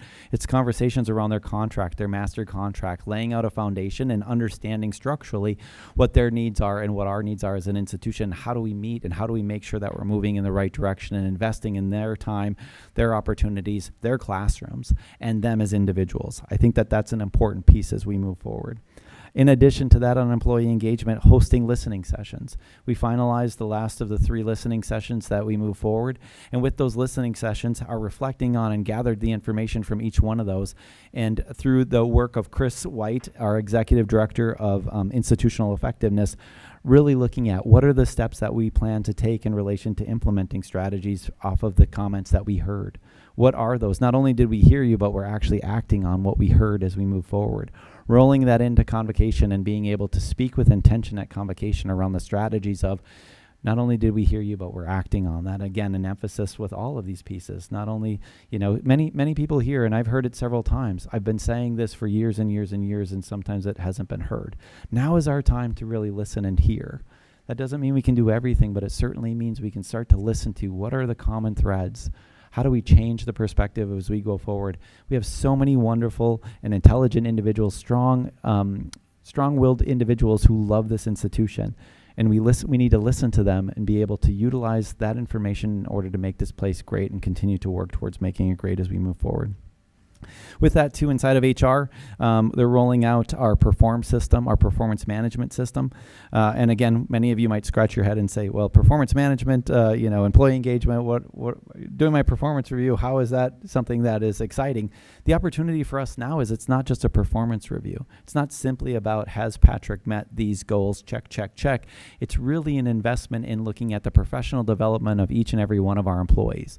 As we train managers and supervisors to go through this performance management system, it's a talent management all the way through scope. It's an investment in those individuals to say, I'm here for you, I'm listening to you, I'm setting goals with you, I'm a partner with you through this process. It's not simply just, did you do A, B, C, check, check, check, thank you, come back to me in a year and we'll talk again. This truly is a performance management tool to say, we want to bring in exceptionally strong employees. We want to foster exceptionally strong employees. We want to invest in exceptionally strong employees and develop those individuals while they're here. That's a commitment we all make, and this performance tool will do that. That'll speak to our employee engagement. Not only do I work there, but they believe in me. They invest in me. There's opportunities for me, and I feel heard. That's a key piece for us when we look at employee engagement. And the final piece of that strategic plan goal, community engagement, we hosted, as noted earlier, KCCLI. Jackie Vietti was here with her team. She goes out and she solicits from various colleges across Kansas individuals that are looking at the Leadership Institute, the next leaders, again, investment in their professional development. We had the opportunity to host them on our campus. I was able to go down and spend a little time with them and share stories on leadership and the path of leadership for those individuals, and several trustees attended that dinner as well. A great opportunity for us to be able to showcase what we do here at KCKCC, but at the same time, be able to listen to and encourage individuals who may be at early or mid-level of their career and advance opportunities to say to them, you can do it. There are opportunities for you in leadership, and if you want it, you can get it. Get out there, you can do this. And Jackie is such a champion behind that, such an advocate for those individuals, and a coach and a consultant for them while they continue to move forward. So again, as we engage in the community, not only are we showing our hospitality, but how we value that here as well. And finally, on community engagement, we continue to have conversations and engage in, for some of you new trustees, a condo association. I know a question was asked at the Finance Committee in relation to our condo association. There is a separate entity created that is the condo association. They essentially are the ones, hypothetically, who own the downtown building in relation to the association. It's us, Swope Health, and Community America Credit Union. We are the three partners in relation to that space. And with that, we continue to have conversations around the development of our downtown space, looking at safety, security, cleanliness of that space together. Because as we come into those conversations with them, we want to continue to be strong partners. We want to be a partner of choice, and by showing that and showing up for them now, it sends that message to others in the community who may want to partner with KCKCC as we move forward. Not only are we there to help Swope and help Community America Credit Union, we are there to be able to showcase our students and that space down there, and at the same time, make those connections with other community members as we move forward. So with that, the emphasis again in this area, and as you guys take into consideration the next steps in relation to interim president and other key pieces, the individual in that role really is going to be focusing on budget development. Well, tonight you made a determination, essentially voting down an intent to exceed revenue neutral. That revenue neutral number tells us our starting point to develop that budget. So next month we can come back to Finance Committee, we can come back to the board with a actually designed budget based on knowing some of those key variables. It helps us to be able to develop that, to bring that back, and we can spend the next 3 months really having engaged conversations around what does that budget look like. So our timeline started tonight, which is, it helps us as we move forward. So I appreciate the decisions that you've made. It allows us to be able to move that and advance that so we don't get stuck, right up against the timeline for our budget to be submitted. Faculty negotiations will continue into fall. The downtown location continues to move forward with an opening date. External board committees are being solicited for as we bring on new members, and Mike and I talked about this today. As we have engagement in community board meeting membership throughout the Kansas City, Kansas, or beyond area in various counties, we want to make sure that representation is there. Vice presidents, executive directors, CHROs, other individuals, chiefs, vice presidents, executive directors, whatever the leadership title is, we want to engage those individuals. That's how we engage in community engagement. We're out there. We're a part of boards. We're engaged in the conversation. We're representing KCKCC at the table. So as we move forward, that's a key piece for us as well. And final key piece of this is our strategic plan. The strategic plan is set to expire a year from now. And with that, we're going to have to develop a bridge plan. Well, we'll have an potential interim for a year and a new president a year from now. Any new president coming in with an expired strategic plan is simply going to say, I need a little time to figure this out. So now is the time where we pull together a committee to be able to say, what does a bridge plan look like? What of those goals have we met? What of those goals do we want to change? What of those goals do we want to put to bed that maybe no longer relate to what we're trying to do as an institution? But creating that bridge plan so it's in place for the interim and also the new president to give them him or her, a little breathing room when they come in to say, I don't have to develop a strategic plan the day I walk in the door. Those are key pieces. And with that, we're doing assessments of academic plans with a focus on our quality programs and service, our information technology plan, our strategic enrollment plan, which ties to the HLC notation given earlier, our marketing plan, and then also our master facilities plan. Emphasizing and relooking at what are we investing in with that master facilities plan. You all made a decision several years ago as a board of trustees to invest in a master facilities plan to give us some guidance on where do we want to go and what do we want to do as an institution, what do we want that space to look like. Now's the time where we actually kind of put some money behind what that is as we move forward. It's a well-designed plan. Are there things in there that we will change? Absolutely, but a well-designed plan that has strategy around it. How are we implementing that? How are we investing in that as we move forward? And with that, Madam Chair, that is the end of my report. Okay. Thank you, Dr. Schulte. Are there any questions for Dr. Schulte on the president's report? I just have two quick questions. The first related to the master facilities plan, and the second for the strategic planning group. That, as we move forward and get that process set up, and I guess I open this up to you, Madam Chair, as well too, so I start to understand kind of the timing and processes. At what point do we as a board need to assist getting that team built for those plans? I think that would be, I think that's a good conversation for this group to have, right? Because we're going to build subcommittees internally on campus that are working on this. And then from there, as we develop those subcommittees on campus and meeting times on campus, we always welcome trustee engagement and involvement depending on people's availability to be a part of it. But also timing becomes a little bit of a challenge, right? Several of you have regular jobs, so if we're having a meeting on Tuesday at 10:30 a.m., you may not be able to make it, so we also want to make sure that we're accommodating those key pieces. But I think a lot of that work that can come through that subcommittee could then be engaged through master facilities conversations, could probably flow up through finance committee. I think with strategic planning, it could come through community engagement committee or another source with which the information is being able to be brought forward and provided. So it's not necessarily that it's transacted on and decided, it's actually recommendations in relation to what we're looking at for the board to approve the bridge plans and the actions beyond that. So it could be one of two, trustee comp. It could be actually physically sitting at the table and being a part of the conversations or provided notes to be able to give comment, or it could be presentation for your review as we move forward. And Dr. Schulte and I have talked about this because the board role has been more inactive in the sense that when we see it, it's usually almost in its final stages, and we just may make a few comments on it.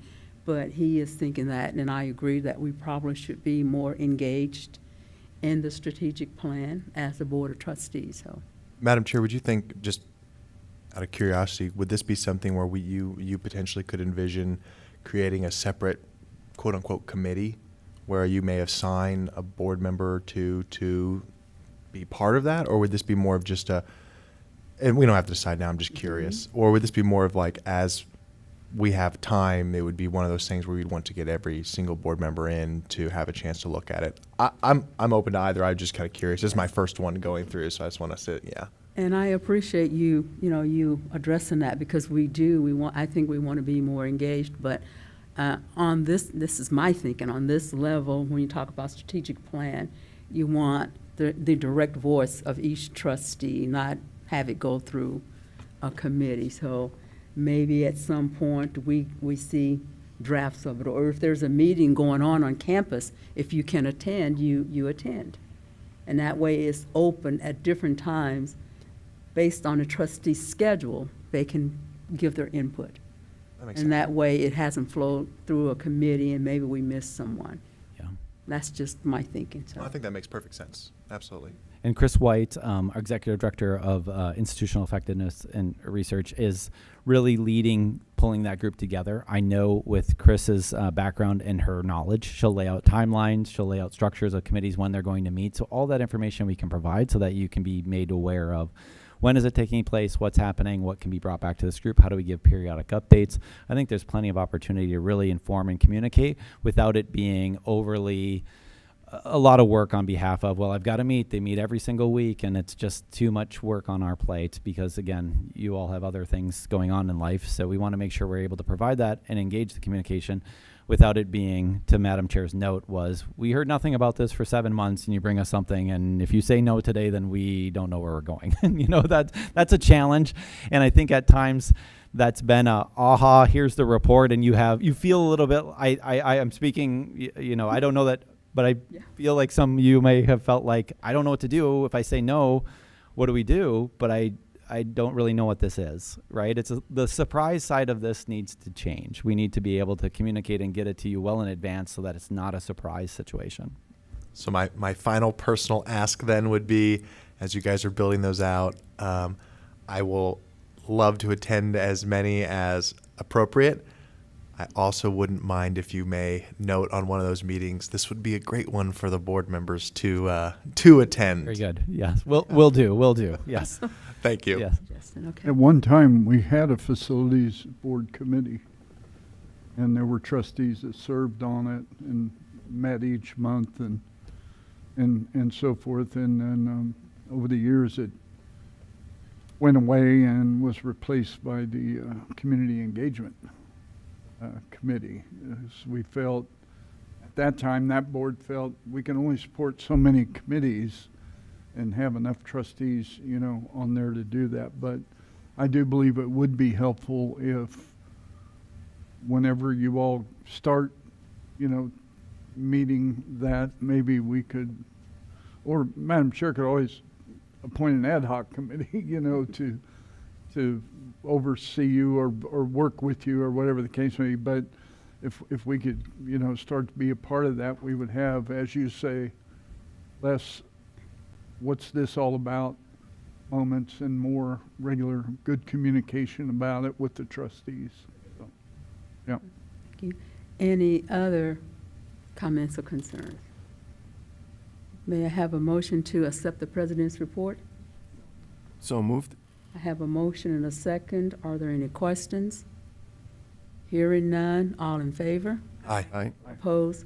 The motion carries. And we've changed our order a little bit because our acting president is still, our chief financial, are still our vice president of finance. So we're going to let him give us that report now as well. Dr. Schulte? Very good. Thank you. And I was just clarifying. I'm like, was I supposed to cover it both? But I will do the finance one now. So thank you.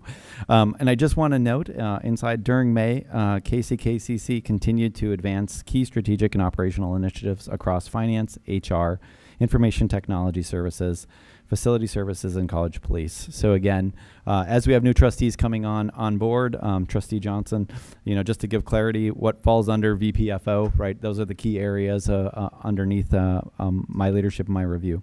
Significant process was made in strengthening financial controls, as noted through Finance Committee, enhancing employee engagement, and modernizing the enterprise technology system, improving campus infrastructure, and promoting campus safety.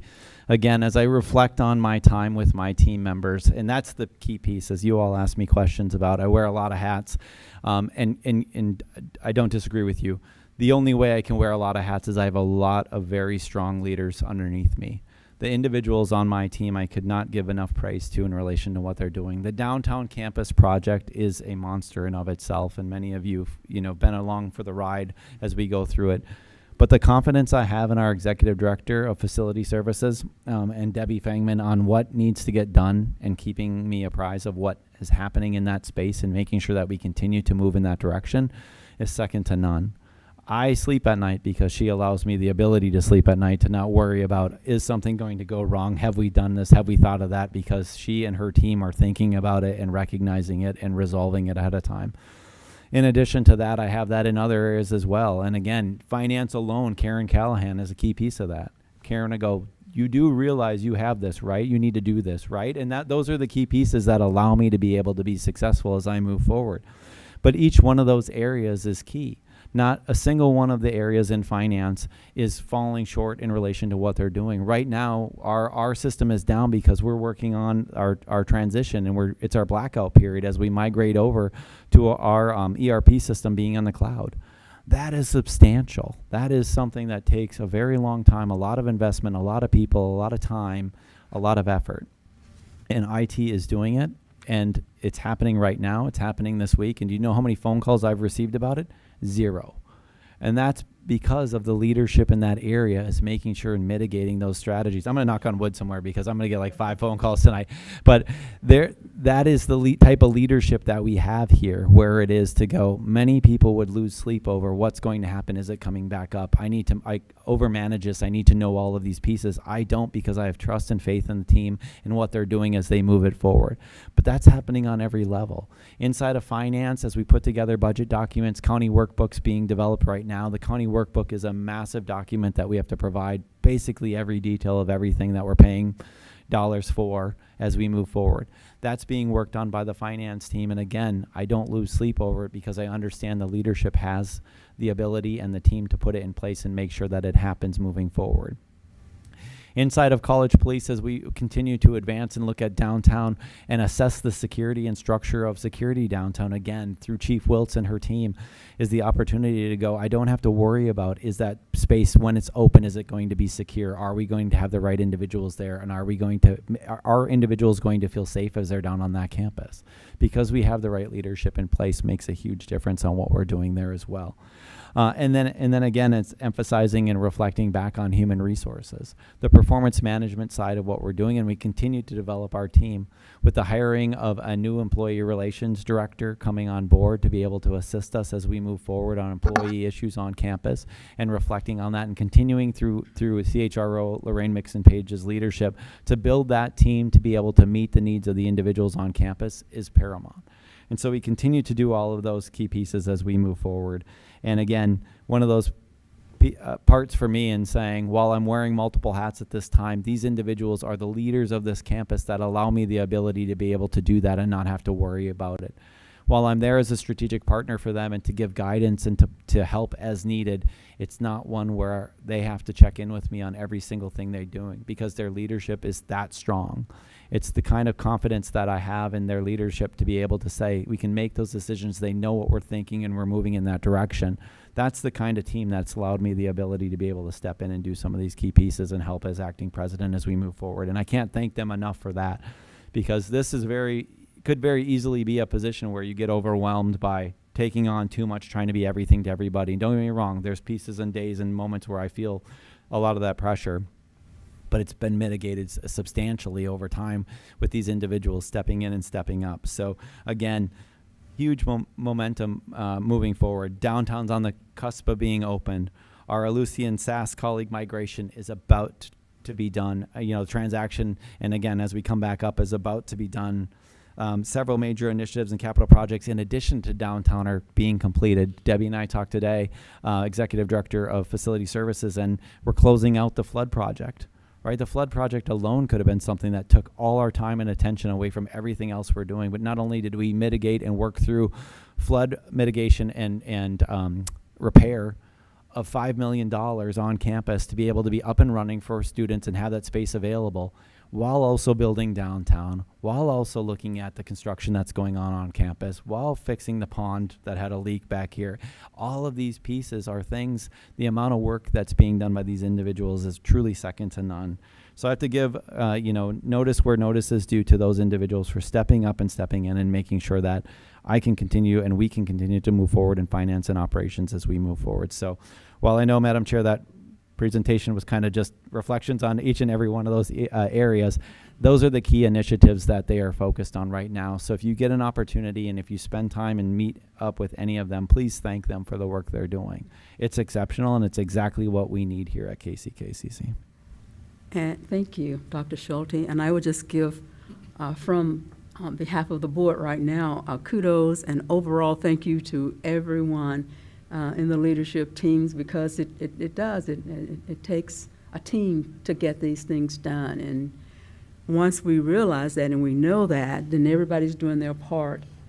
Things do happen. So we do appreciate all of our employees in the amount of work that they are getting done. Any other questions or comments? I do want to add, and I meant to make this comment when you gave the president's report. I don't want it to wait until next month. Michael Kraus, am I pronouncing it correctly? Crouch. I attended the University of Kansas We Care graduation yesterday, and your reputation precedes you. Mary Spangler, I met Mary Spangler trying to find the place, but she was on her way there. And she is excited about you coming on, and as I shared with our board secretary and Dr. Schulte, that I'm just still impressed with how much she cares about this college. But she had nothing but good things to say about you, and she is excited that we were able to get you to come on here to the community college. So I know you'll get a formal introduction next month, but I didn't want to hold that comment until next month. Thank you. I consider Mary to be a very good friend and somebody that I respect tremendously as well. So. Yes. Right. Any other comments or? Okay. May I have a motion to accept the report from the Vice President of Finance and Operations? So moved. Second. I have a motion and a second. Is there a question? Hearing none. All in favor? Aye. Opposed? The motion carries. Our next report comes from our Vice President of Academic Affairs, and that's Mr. Pope, but Mr. Pope is out. And we do extend our condolences. He lost his father, so I just want to acknowledge that to Vice President Pope, and know that our condolences from the board and the college leadership. At this time, Dr. Ed Kramer, Dean of Math, Science, and Business and Technology, will give us that report on behalf of Mr. Pope.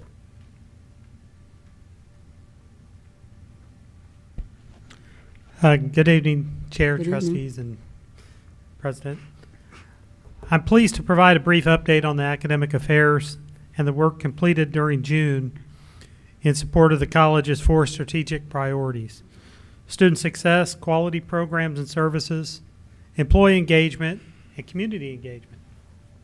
First, under student success, across academic affairs, we continue to focus on creating pathways to support retention, completion, transfer, and workforce readiness. A notable accomplishment was we had 58 students who earned their GED during FY 2026, and additionally 43 residents at Lansing Correctional Facility completed their GEDs this year, which is the highest since the program began there in 2021. These outcomes demonstrate the transformational impact of education and our commitment to serving learners wherever they are. Our health professions programs continue to experience strong demand. Physical therapy assistant program filled all 24 available seats for the fall cohort, while nursing admitted 60 students across its generic and articulation pathways, and practical nursing admitting 30 students as well. We also celebrated the graduation of 20 welding technology students at the Lansing Correctional Facility and continue to expand workforce-aligned opportunities that prepare students for high-demand careers. Under quality programs and services, academic affairs remains focused on maintaining high-quality, relevant programs that meet both transfer and workforce expectations. Online ed services continues its work to meet federal accessibility requirements for digital learning content, with significant improvements in Blackboard accessibility scores and ongoing faculty support. The department's also preparing a launch of a new credit for prior learning platform this fall, creating more efficient pathways for students to receive academic credit for prior experience and industry training. Faculty development remains a priority. This month, faculty participated in professional learning related to high-flex instruction, generative AI, undergraduate research, and innovative science education practices.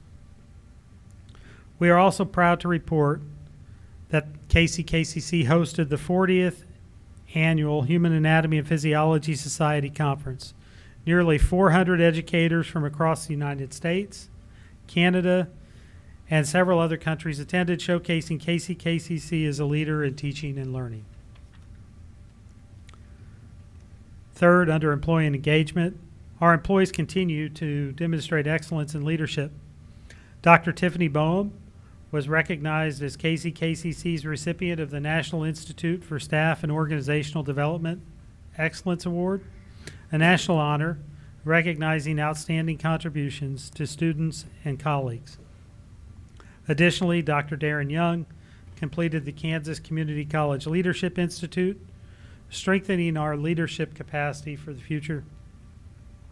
Across the division, deans, directors, faculty, and staff continue to collaborate on assessment, accreditation preparation, instructional improvement, and student support initiatives that strengthen institutional effectiveness. Finally, community engagement. Academic Affairs continues to strengthen partnerships that benefit both students and the region. Workforce innovation, expanded employer partnerships, and apprenticeship development efforts with organizations including Evergy, Riquez Equipment, the Stowers Institute, and regional manufacturing partners. These collaborations create earn and learn opportunities that connect students directly to employment. The Entrepreneurship and Education Initiative celebrated a county finalist in the Youth Entrepreneurship Challenge, supported local business development programming, and provided scholarships for AI and entrepreneurship training. Our arts programs also strengthened community engagement through exhibitions, public events, partnerships with behavioral health organizations, and projects that celebrate local history and culture. One recent event attracted more than 400 community participants. In closing, Academic Affairs continues to advance the college's mission by supporting student achievement, strengthening program quality, investing in employees, and deepening community partnerships. I'd like to thank the faculty, staff, administrators, and community partners for their dedication and commitment to student success. Thank you, and I'd be happy to answer any questions I can. Thank you, Dr. Kramer.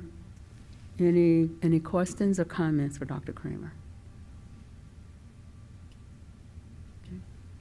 Thank you. Thank you so much. Thank you, Move ma'am. approval of the report.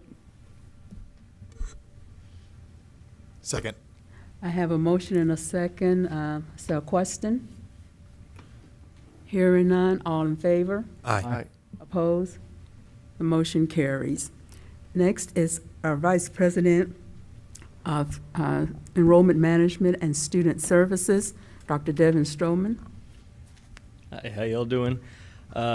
Chair, members of the board, I appreciate the time you're giving me. I would like to provide an update on enrollment student services and key divisional initiatives within enrollment management and student services. Starting off with enrollment, with summer 2026, we're showing some softening areas compared to last year, but we continue to outperform summer 2024. Summer unduplicated headcount is currently down 5.3% compared to summer 2025, but remains up 5.3% compared to summer 2024. And summer credit hours are down 5.4% compared to last year, while still up 5.2% compared to 2024. And looking ahead to fall 2026, enrollment remains below prior years, but the gap is narrowing. Fall unduplicated headcount is currently down 2.9% compared to fall 2025 and down 6.2% compared to fall 2024. Fall credit hours are down 2.0% compared to last year and 5.9% compared to 2024. While these numbers indicate ongoing challenges, we're seeing positive indicators in early enrollment and student engagement efforts.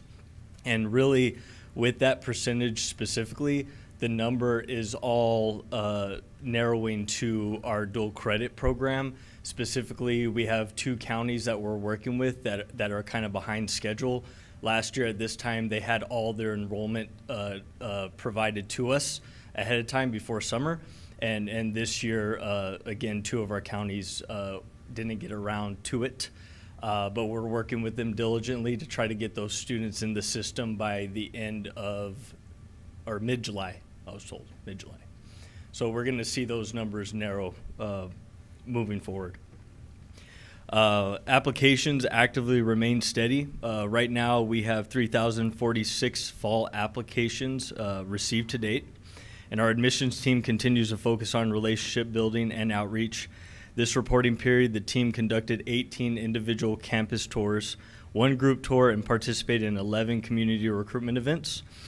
We also launched a new online campus tour scheduling system to improve accessibility for prospective students and strengthen follow-up communication.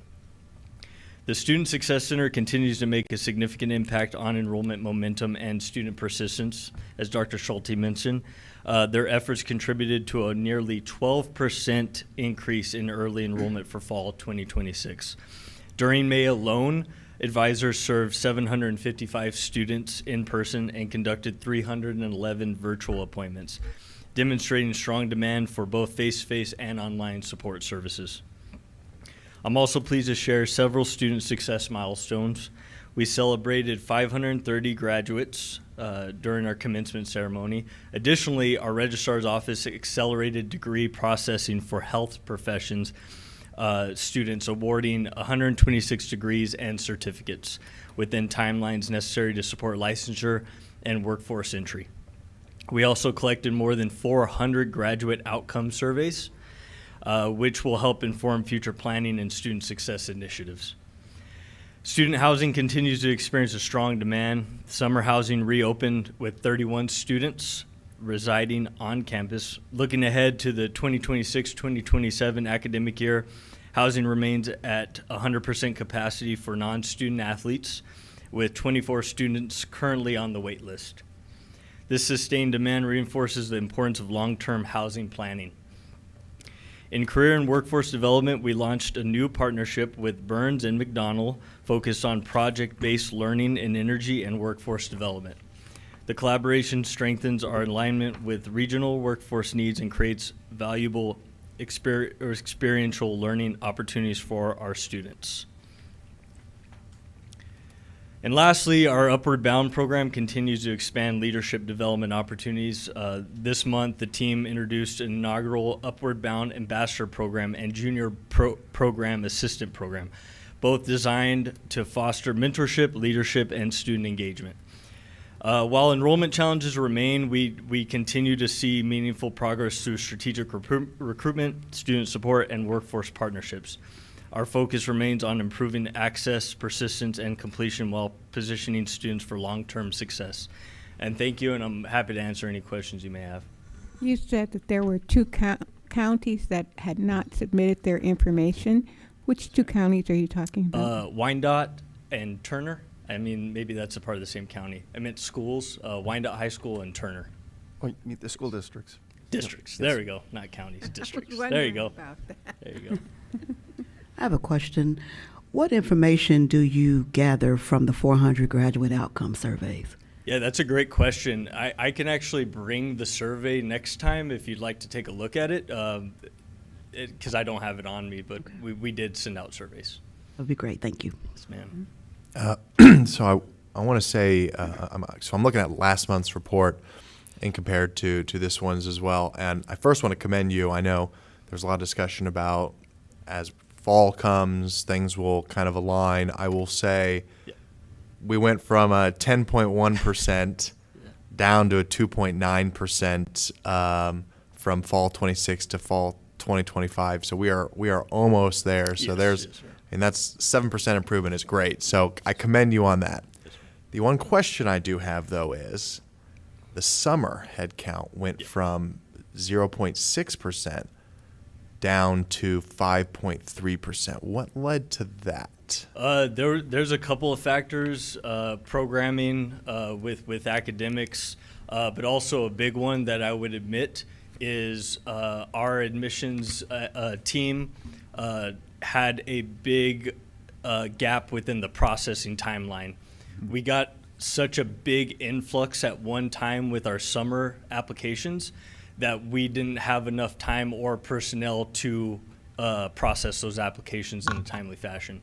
And that's something that I talked to Dr. Schulte about, that we're going to bring in a new individual to help with that demand. It was a big influx at one time. No, thank you. That makes sense. And just to confirm, I believe this was right, but I want to make sure, Dr. Schulte. So these numbers are based off of the corrected actual amounts and not the inflated numbers in the past. Correct. That's what I thought. Okay. We want to make sure that we're trying to compare an apple to an apple so that it gives an indication of they're not preloaded like they were previously. So overall, not bad. I mean, we're right in line. Truly right. Yeah. And with the high school processing of those applications and those key pieces, as noted for those two major high schools, once that information is in, we should see us right on track for where we need to be. Yep. And this, I mean, we could process those applications now, but the thing with dual credit students is you need a lot more paperwork behind that. Parent signatures, counselor signatures. They weren't able to provide that to us before summer, so we're kind of in limbo. We could process those, but we're gonna have to go back to them anyway, and there could be a lot of changes. And that's a key fact of previously they were processed Yes. and counted, right? So it was processed and counted, even though incomplete. We're now waiting till we complete to count them. So that's So the we have a difference. That's true the number. apple Yep. compared to an apple conversation. Yeah, which I'll say I commend that. I think that's the appropriate way to do it. And I was just curious on some of the fluctuations, but it seems to me that everything is moving in a great direction. So thank you. Yes, sir. Yeah, and if you take a look in the next few months, a really good number to look at is our online online section. According to our director who oversees advising, that's a great indication of where we're going to be moving forward going into the fall, which is going to be a healthy enrollment number.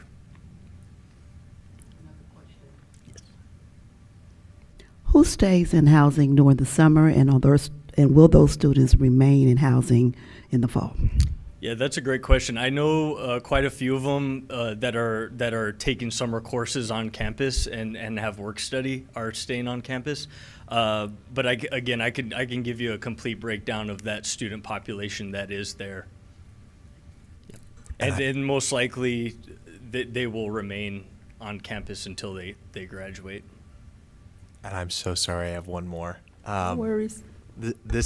I'm assuming this is a typo. That's just the only reason I wanted to ask it, because I see for fall 26 credit hours last month we were, compared to 2024, we were down 1.5%, and compared to 25 we were down 8.3%. And this month the fall 26 credit hours are only down 2%, which makes sense. Yeah. But then it says we're down 5.9% compared to fall 24. I presume that means we are up 5.9% compared to 24. Okay, that's what I thought. Okay, that's what. My apologies. Good eye, though. Okay. Thank you, Dr. Stroman. Are there any other questions? May I? No. Go on. Question, but I do have a comment. Okay, go on. Since attending commencement was my first time, I was thoroughly impressed with all of the graduates. I had no idea we would have that many graduates, and I appreciated the commencement. I don't know who did that, but all of it was wonderful and went off without a hitch. And so kudos to you and your team for getting these students out of here. Yes, ma'am. Thank you. It was definitely an institutional effort. Okay. Anything else? I will make a motion to approve Dr. Stroman's report. So moved.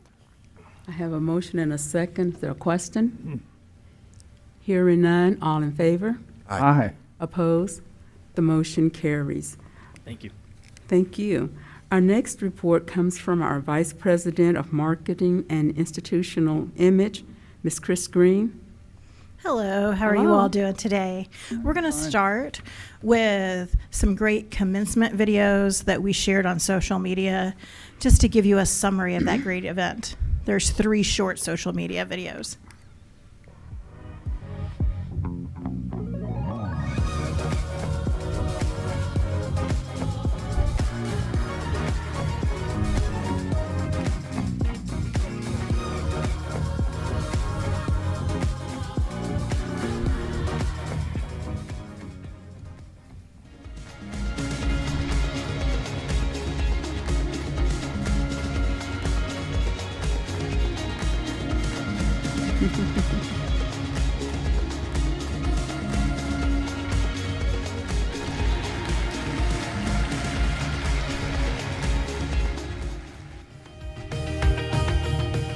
Attending Tennessee State University and hopefully getting my cosmetology license there too.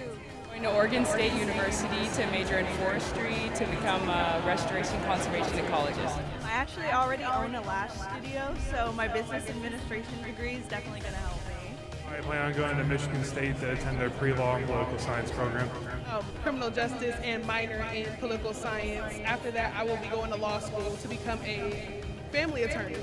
I'm still in the process of deciding what I'm trying to do, but I know dental hygiene is 100% what I'm going for next. I'll be pursuing a 4-year education at university while playing basketball. I'm working for Panasonic in North America.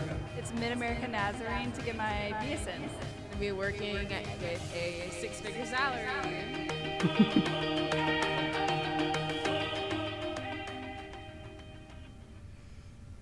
I mean, nothing can speak stronger than that. They performed really well on social media, and we had lots of positive feedback for that event. In addition, our team has focused significantly on marketing and preparing for the celebration for the downtown center this fall.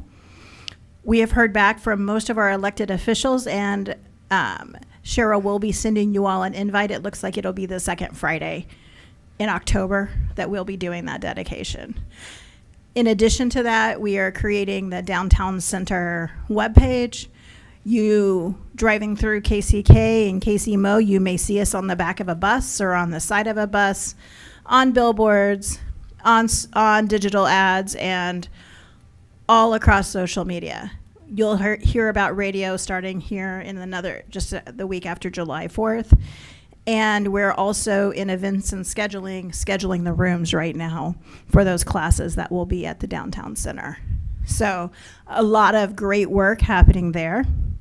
In addition, the team is really working on the annual report, and they're putting that together for review. That annual report highlights our entire last academic year and will be mailed to citizens in Wyandotte County.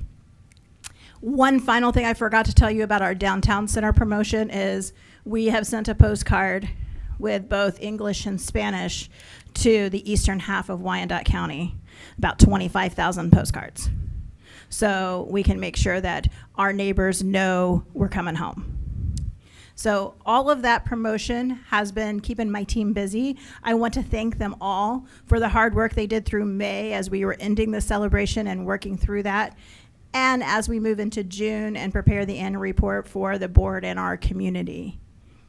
Thank you so much. And if you have any questions, I'm happy to answer them for you. Why just the eastern part of Kansas City did we send Wyandotte County did we send, not the western also? So we sent the Downtown Center specifically to the eastern side of Wyandotte, as that is the population that has trouble through bus transfers.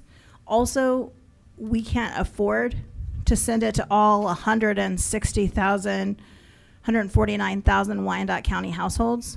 So we picked the locations that were home-based, closest to the center, where we have had the most trouble recruiting in the past because of transportation issues, bus exchanges, that kind of thing. We did it as far as the budget would allow, which was about 23,000 homes.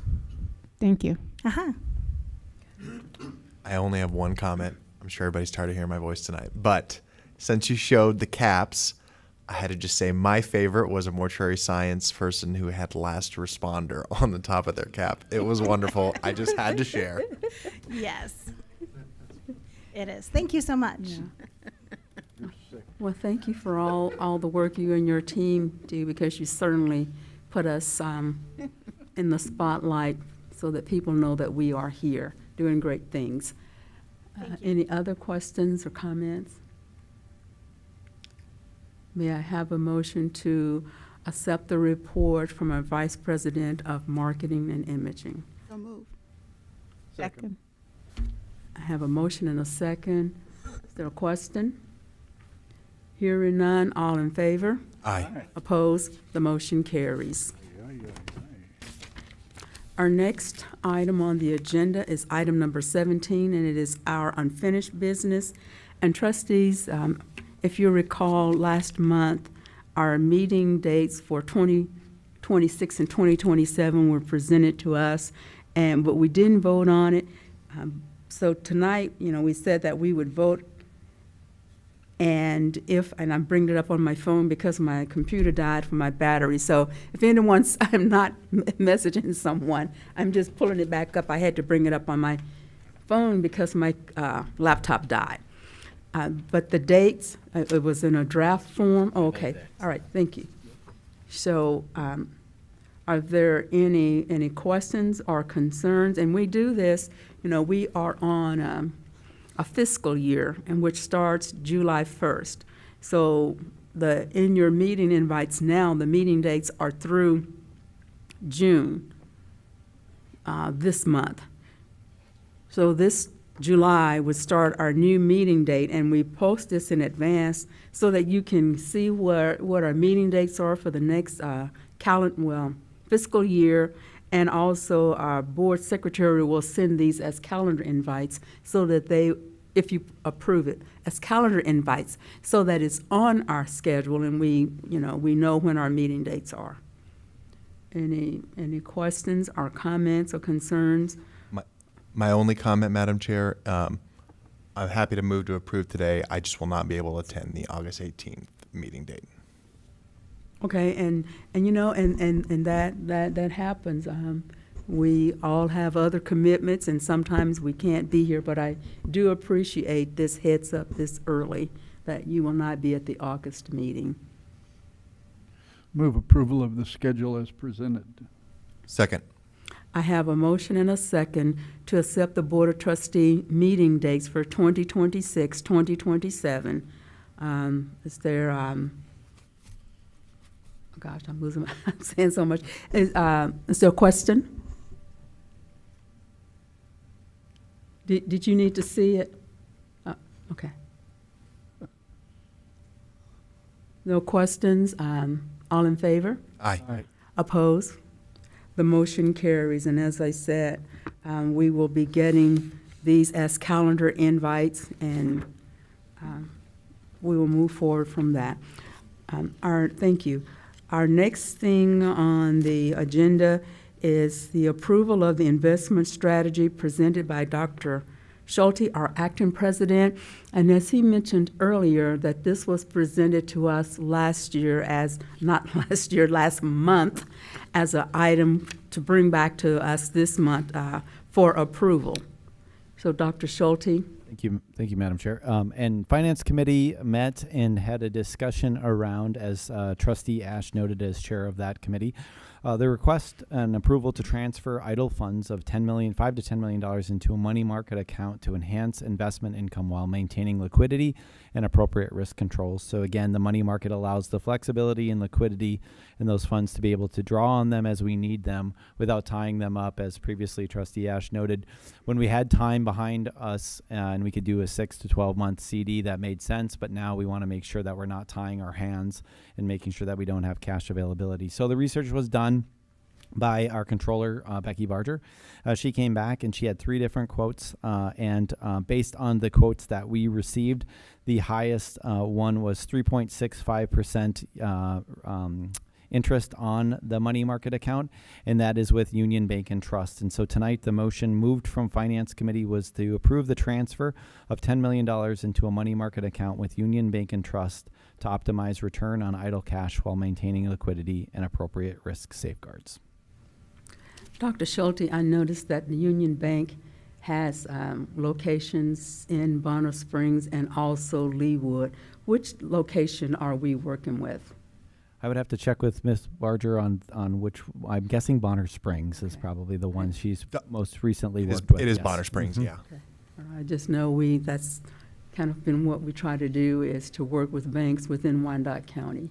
All right. And that money's accessible to us all the time without penalty.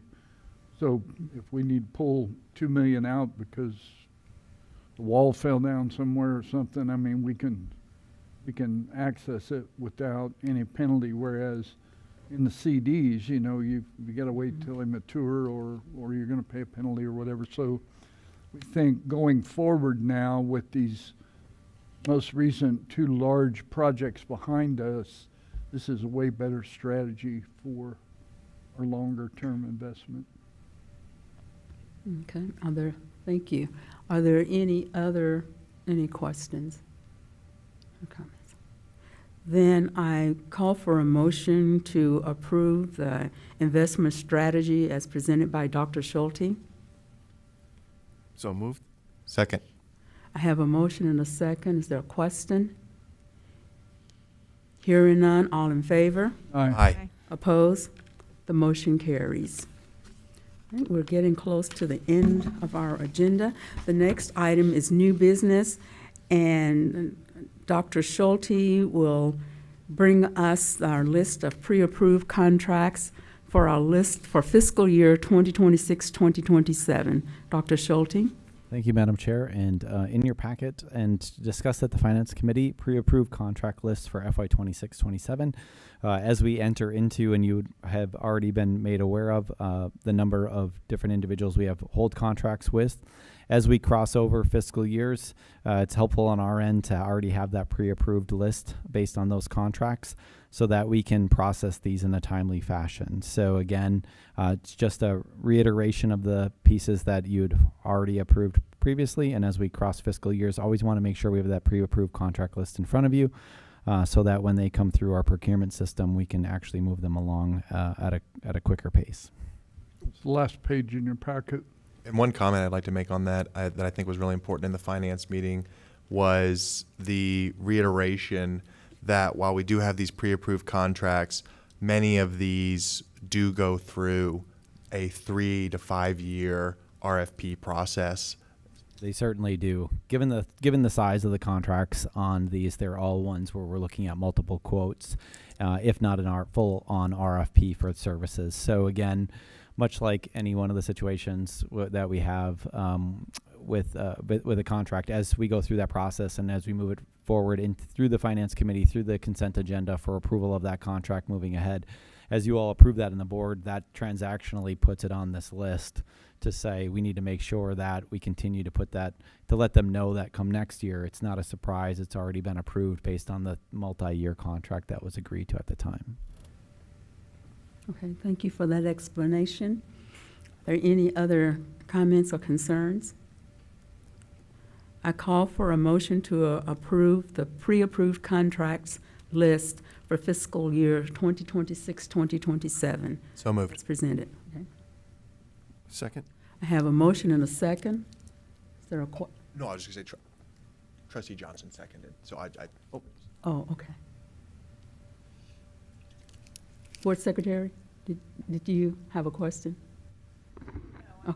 Oh, okay, all right. Have a motion and a second. Is there a question? Hearing none, all in favor? Aye. Opposed? The motion carries. This brings us to our adjournment.